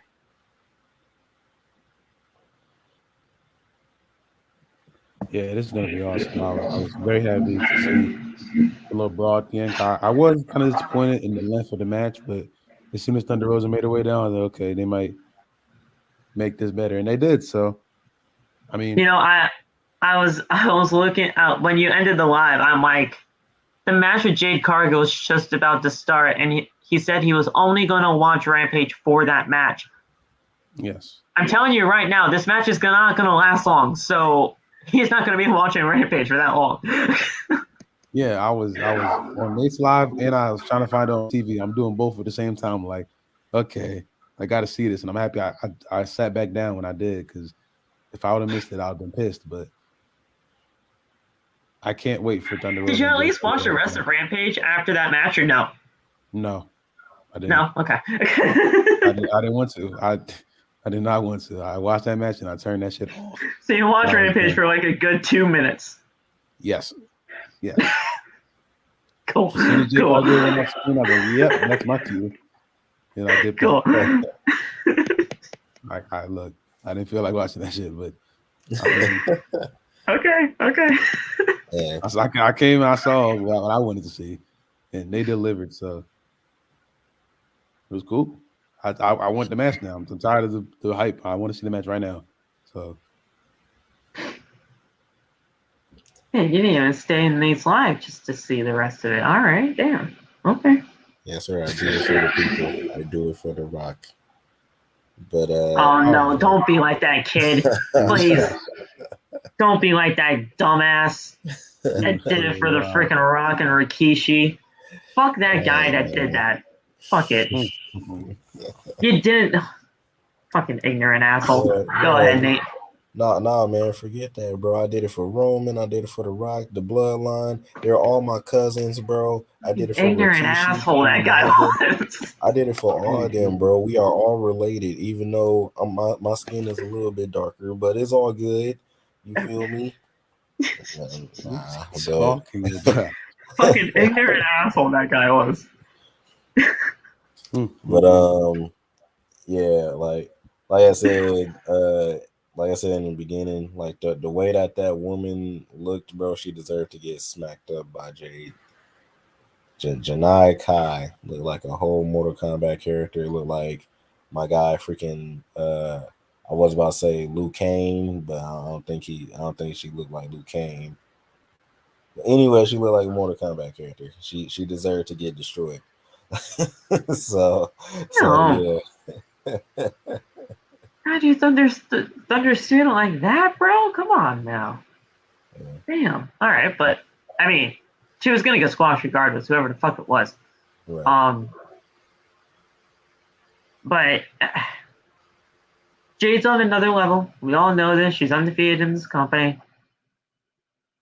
Her first loss could come to Thunder Rosa, or she could stay undefeated by beating Thunder Rosa in the TBS Championship tournament. The TBS Championship is defended for the first time. Not even defended. The first champion will be crowned on the TBS show for Dynamite, which is happening on January 5th. Anything can happen at that time, y'all. Anything can happen at that time. We don't even know. I don't even know what semifinal match is happening first, whether that's Ruby's match or whether that's Jade's. So we'll see what happens. But at the end of the day, on January 5th, it's going to be a great match, regardless of whoever the fuck wins, whoever the fuck is in the finals. I just can't wait.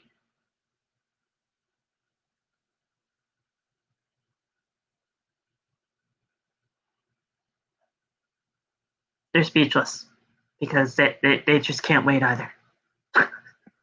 All I want is Jade to win the championship. Everything else is just background noise. I want her to be champion. So you're saying you don't give a shit about Nyla, you don't give a shit about Ruby, and you definitely don't give a shit about Thunder. It's just all Jade here on out. If they're in her way, if they're in her way, get them out the way. Each one of them. Okay, and then if Jade wins the championship, does she just lose? Does she just have the championship for the rest of her fucking life? Oh no, because then I'll be a hypocrite. I'll be like the Roman Reigns kind of thing, and No championship after championship forever. But fuck, I would like for her to win something. So Who would she be has her more first competition for loss? Or, I mean, who would be the person to take the title off of her? Or who would you like to see? her. Or do you just not even know about this women's division to even call that yet? Ruby Soho, a while Ruby. from now. Okay.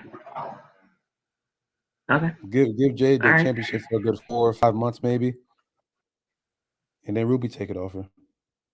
Okay. Yeah, I'll post it actually. I think so. So,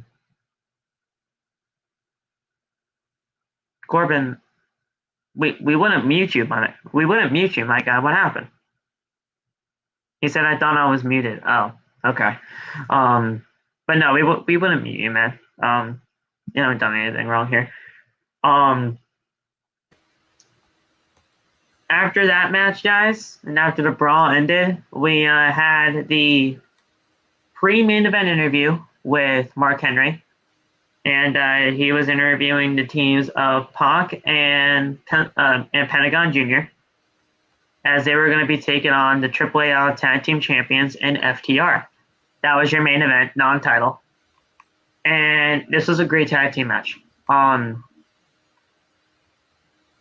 Pac still wrestling with one eye, as he has the eye patch on him because of what happened with Malachi Black when he spit the black mist into the eye of Pac. And yeah, I have to say, Nate, I'm addressing you here because you were the one that watched this match with me. He can still fucking go when he only has one eye. This guy did not miss a fucking beat. Yeah, he stumbled a couple of times because he's like, yeah, well, his vision isn't fucking paired, dude. He's wearing an eye patch during this match. He looks like a goddamn pirate, but it just works. It works for Pac because he's just that much of a badass. He can still fucking go. And I love it. I love Pac, and I hope he stays with this company because I heard his contract's coming up soon. I hope he stays. I really do, because we'll talk about the contracts, but what were your thoughts on this main event? Yeah, this main event was fire, bro. Like all the other main events and stuff from AEW, fire. I was about to say fire like Cody Rhodes back on Dynamite. But yeah, man. This match was really good. What Malachi did at the end, man. Yes. I'm like, yo, like what in the world? I'm like, wow. I said, Pac is out indefinitely. Pac's gonna have two eye patches now, dude. I'm like, Pac is out indefinitely, bro. I said, give him the Ray Charles treatment. Like, my God, like Pac is legitimately gonna have two eye patches. Man, just give him a pair of sunglasses right now because he's not gonna be able to see. Like, man. Yeah. It. Hey, AJ, you need to send those glasses to Pac real quick. You know the glasses that you were wearing because apparently you got blinded? Yeah. Pac legitimately got both of his eyes poked out tonight.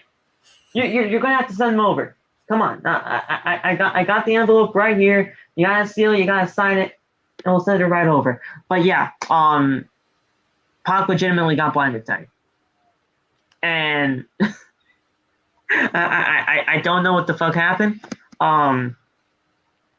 Pac looked like he was about to win the match, but Malachi, he just stands up on the apron, while the commentators were just acting a little bit strange, saying who the fuck was that? We knew who it was, and he spits black mist into the eye of Pac, and it was a roll up. So Nate, there you go, roll up season again. And I believe it was Dax that just rolled up Pac for the 1, 2, 3. And at the end of it all, everybody's just attacking Pentagon and Pac and all that.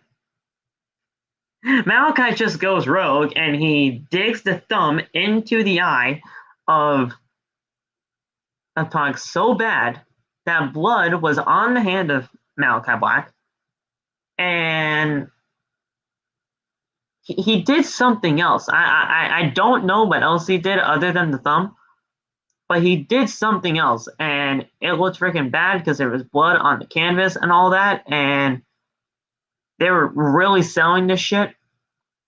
I'm telling you right now,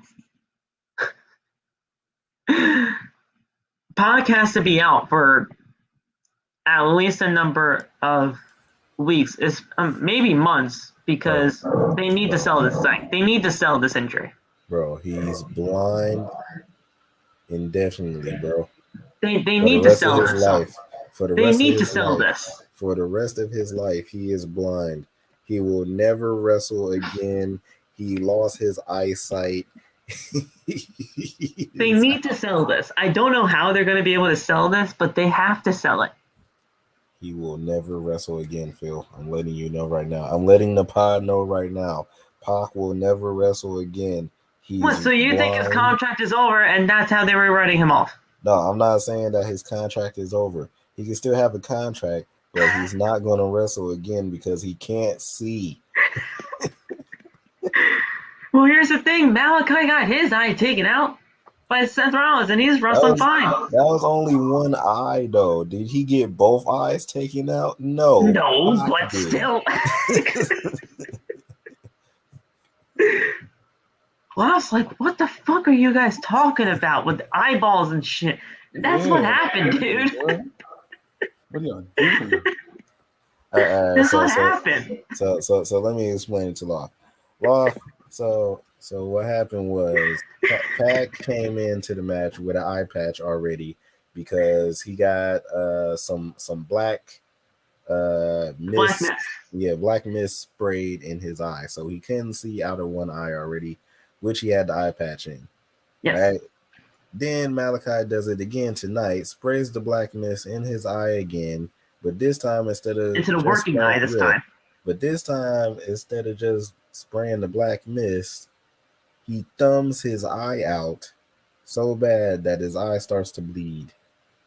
And there was blood on the canvas and everything, so they were selling this thing hard. So you tell me, Loth, does that sound like he's really blind, bro? Just give this man the sunglasses and a cane because he's not going to be seeing no time soon.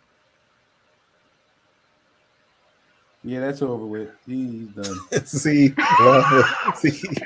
Loth agrees with me. See, Loth ain't even fucking watched the match and he knows he's done for. That's crazy. Listen, they're gonna have to sell this. Like they need to figure out how to. Well, they know how to freaking sell this. He can't fucking see. He can't see. So you guys are gonna have to figure something out on how to figure that out. But man. The man got both of his eyes taken out tonight. Man. Dynamite is going crazy. Rampage is going crazy. AEW is just going nuts. But that's it, guys. That's it for your AEW and Friday Night SmackDown review right here on Outside the Brand. Before we go, I kind of do want to talk about two stories. Technically 3 stories here tonight on the show. One was a debut that happened on AEW Dark. You guys might know her very well. Marina Schiffer. She debuted tonight. Not tonight. But she debuted during the Dark tapings. Wait, word? Yeah. Marina Schiffer. Yep. Schiffer. Roderick's wife. Yep. Roddy's wife, yep. I did not Marina know Schiffer. Okay. She debuted I keep saying tonight, but it's at a dark taping. And yeah, she's here. I don't know if they even signed her yet. But she was here at AEW Dark's tapings for all of that. No spoilers provided, of course, but she faced off. She did face off against Chris Statlander. We know that much.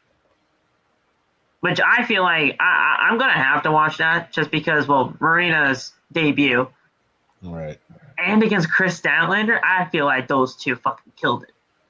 So I can't wait for that AEW Dark to come out. We don't know when that will be released, but because it's the taping, so they taped multiple shows in that one setting.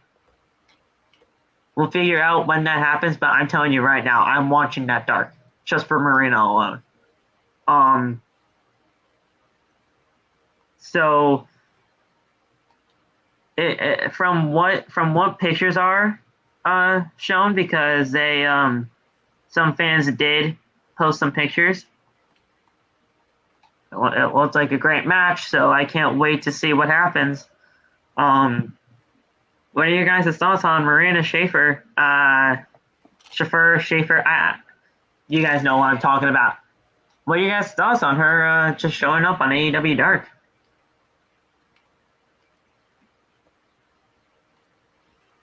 I have no idea what it is. So You don't know? Okay, hold on.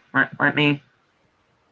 She was running around with Shayna Baszler for a little bit in NXT. Yeah, she was one of those UFC horsewomen with Shayna Baszler and Jessica Duke was the super tall one. Yes. And then Maria Schofer was the other one. Here, let me get Marina Schaefer up here. Schaefer, my bad. I said Schofer. Chauffeur.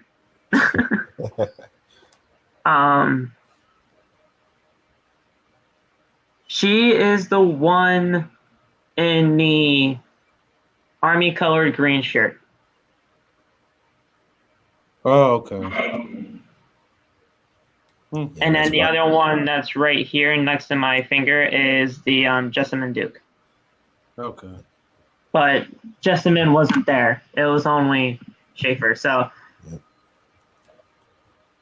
I think it's just going to be a great opportunity because I'm glad that she's still in the wrestling. That's where I'm at with it. I'm just glad she stayed in professional wrestling.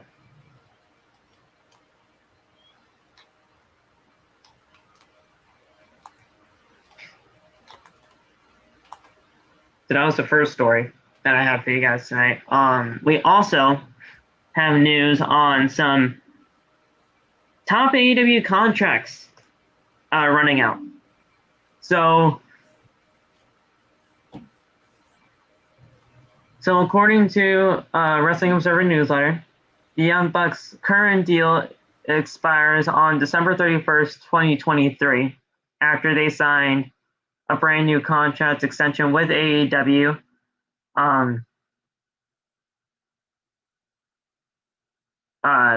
At the beginning of 2019.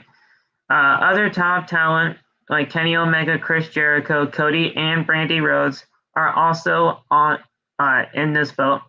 So Khan will have to elect to take on that 2-year extension. Quote, regarding the Young Bucks deal, the first contract both signed, which started on January 1st, 2019, which will end in a 3-year deal ending on December 31st, 2021. The original contract also gave Tony Khan the option for 2 more years, which included a raise both of those years, which is packed up so the new deal can go through 2023.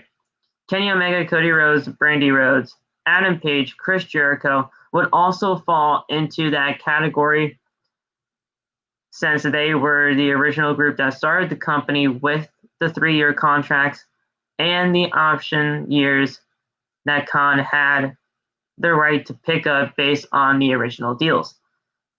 I would expect all of them to be renewed, but factually can't confirm anything past many of them have.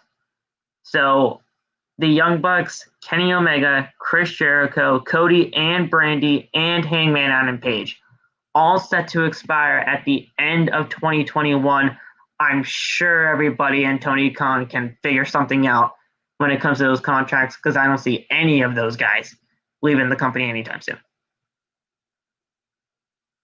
especially Hangman Adam Page, considering he's a world champion. Yeah, I don't see anybody really leaving. Honestly, I mean, the only one I can possibly see maybe leaving to go to maybe go back to another wrestling promotion is like Kenny, possibly, but I don't know. I don't think anyone's gonna end up leaving from him though. I'll be very surprised if anything.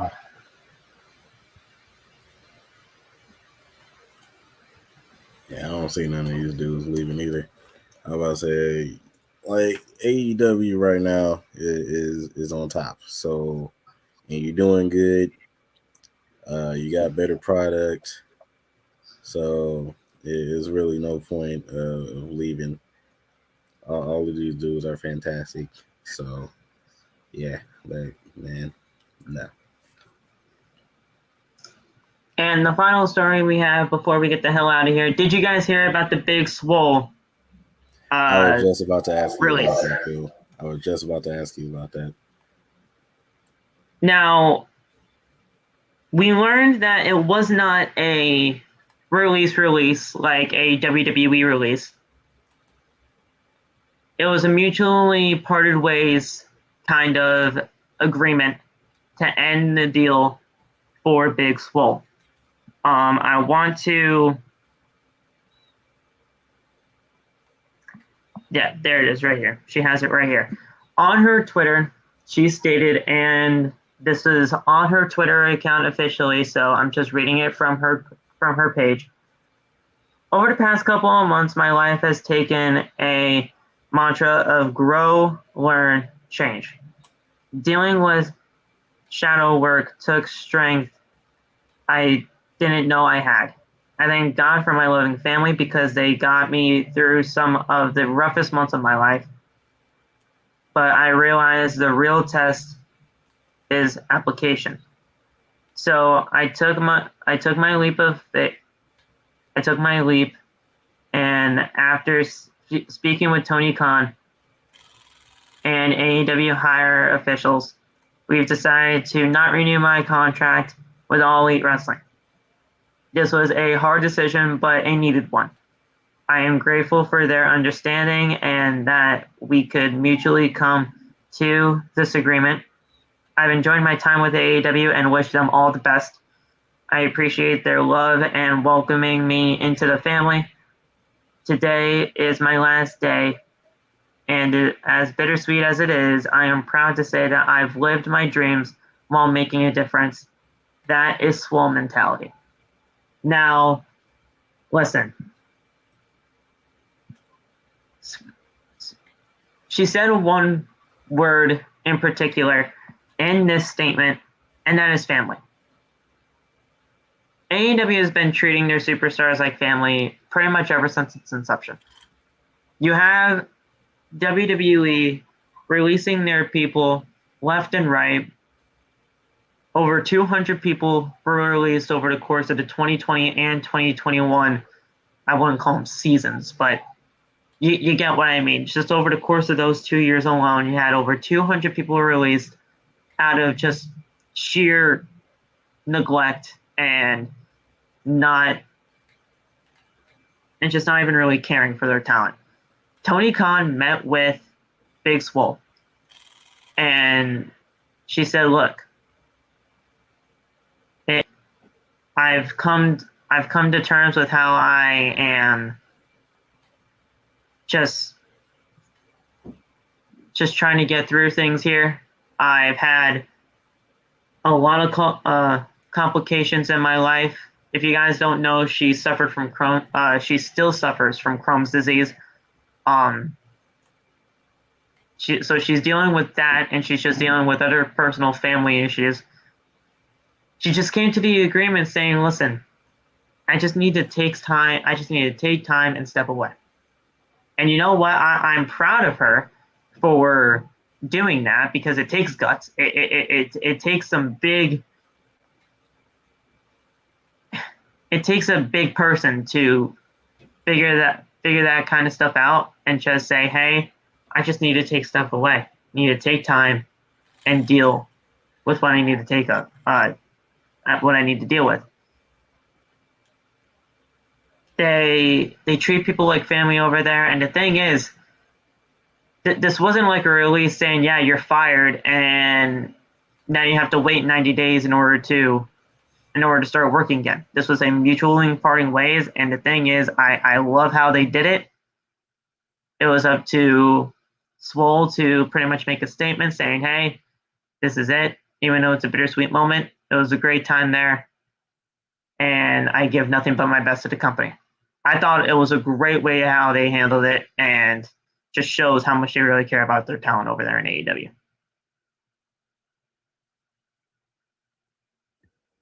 Yeah, I'm sure it's a lot for her to make that decision. So I'm happy she did, and AEW worked with her to make something that worked for both parties. And I wish her the best. You know what I'm saying? Takes a lot of heart to do something like that. So it's good. It's always good to hear that AEW is taking care of their superstars like a family and not just like, deplorable employees. You know what I'm saying?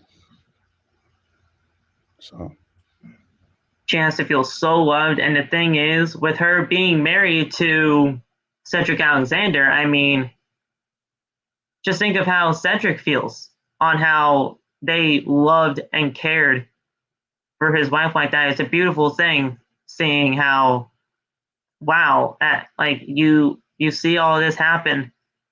Maybe AEW is really the real deal, and if I ever, God forbid, if he ever got released, it wouldn't.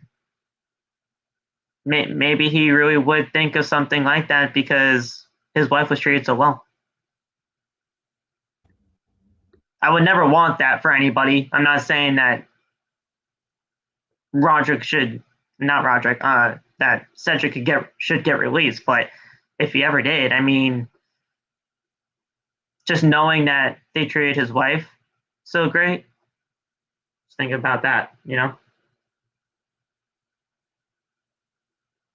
yeah, it makes sense.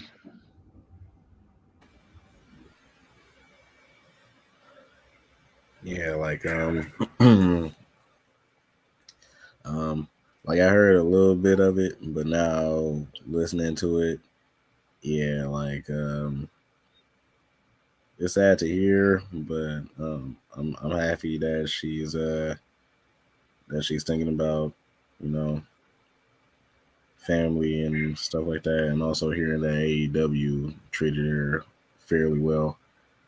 Like I like hearing that AEW, you know, treats their superstars with a whole bunch of care and not not really allowing them to do whatever they want, but allowing them to do stuff that's better for them and makes them happy and stuff like that.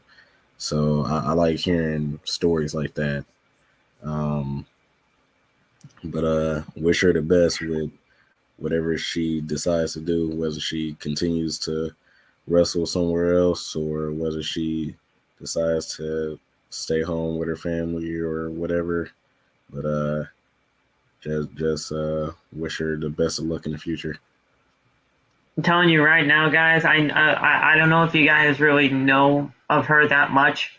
Loth, I mean, you haven't even seen a single ounce of her, but if you did, I'm telling you right now, she'd be a perfect fit for Impact if she stayed in professional wrestling.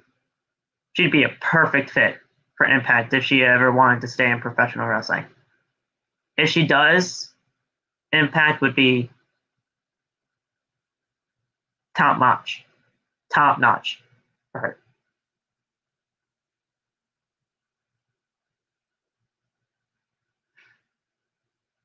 But yeah, that's all we got for you guys tonight. I mean, those are really the big main stories that happened tonight. I mean, we're gonna go over everything that happened on Dynamite. Oh, I hope during this weekend, because I mean, as you guys know, our episode 100 it went off the rails and we never really got through the show. But we're gonna do Dynamite at some point because that show deserved it. But at the end of it all, that's it, guys. That's it for your Rampage and Friday Night SmackDown review. So, with all that being said, hope you guys enjoyed what you guys heard tonight. If you guys did, make sure to hit that like button. Make sure to hit that subscribe button. Turn on the bell for all notifications. That way you never miss when we go live. Also, if you miss anything on the channel from last week or our Monday Night Raw review, you guys can go. I'm good. I think I'm losing my voice now. You guys can go check that out on our homepage and all that. So go and watch whatever you missed. Follow us on social media. All the TikTok links are down in the description. And what you guys got to say before we get the hell out of here? Hey, man. I hope you all had fun watching the show tonight. I hope SmackDown gets better. Hope AEW keeps up the good work. That's the only thing I can wish. But as long as y'all staying safe, drinking water, and telling your loved ones that they're your loved ones, that's all I really ask from y'all. Make sure your homework's done. I know Christmas break is about to start in a few weeks, so make sure you get all that done so you're not failing during Christmas break, because that's tough. It's tough. Put both your socks on, and yeah, be cool. Stay safe. I don't know if we're doing a watch along, but we will be doing a review for NXT War Games. I keep forgetting about War Games. Yeah. Yeah, man. I will put my camera on, but it's kind of hot in my room. I'm gonna just say that. So, Gotcha. I got you. But Loth is trying not to picture. I'm sorry, Loth. I'm sorry. I'm so sorry, Loth. I am sorry. I was like, what is he talking? Oh, I was like, yeah, I'm sorry. I'm sorry. But but yeah, man. Thank you guys for joining. Thank you guys for joining live, man. Appreciate every single one of y'all, man. Y'all stay safe. And yeah, I guess we will see you guys tomorrow. Woff, I just got a notification on my phone that Tony Khan revealed AEW's Rookie of the Year. I don't know what that is about, but you know what? The Rookie of the Year turned out to be your girl, Jade Cargill. So there you go. We the ones. We the ones. All right, Jade Cargill, Rookie of the Year. yeah, right. So, guys, with that being said, that's really it for your review. Talk to you guys soon. As soon as Sunday for your NXT War Games review. So see you guys over there. Peace out. Have a good night. And get some fucking sleep, because right now in my time zone and in Loft's time zone, it's 2 o'clock. Nate's, it's 1 o'clock. And you know what? It's time to freaking go to bed. Actually, probably not. I'm probably gonna stay up. I don't know when the fuck I'm going to sleep, but that's it. I don't know. We the ones. Have a good night, and you guys can have a good night and peace out. I'm doing it too. You just can't see me.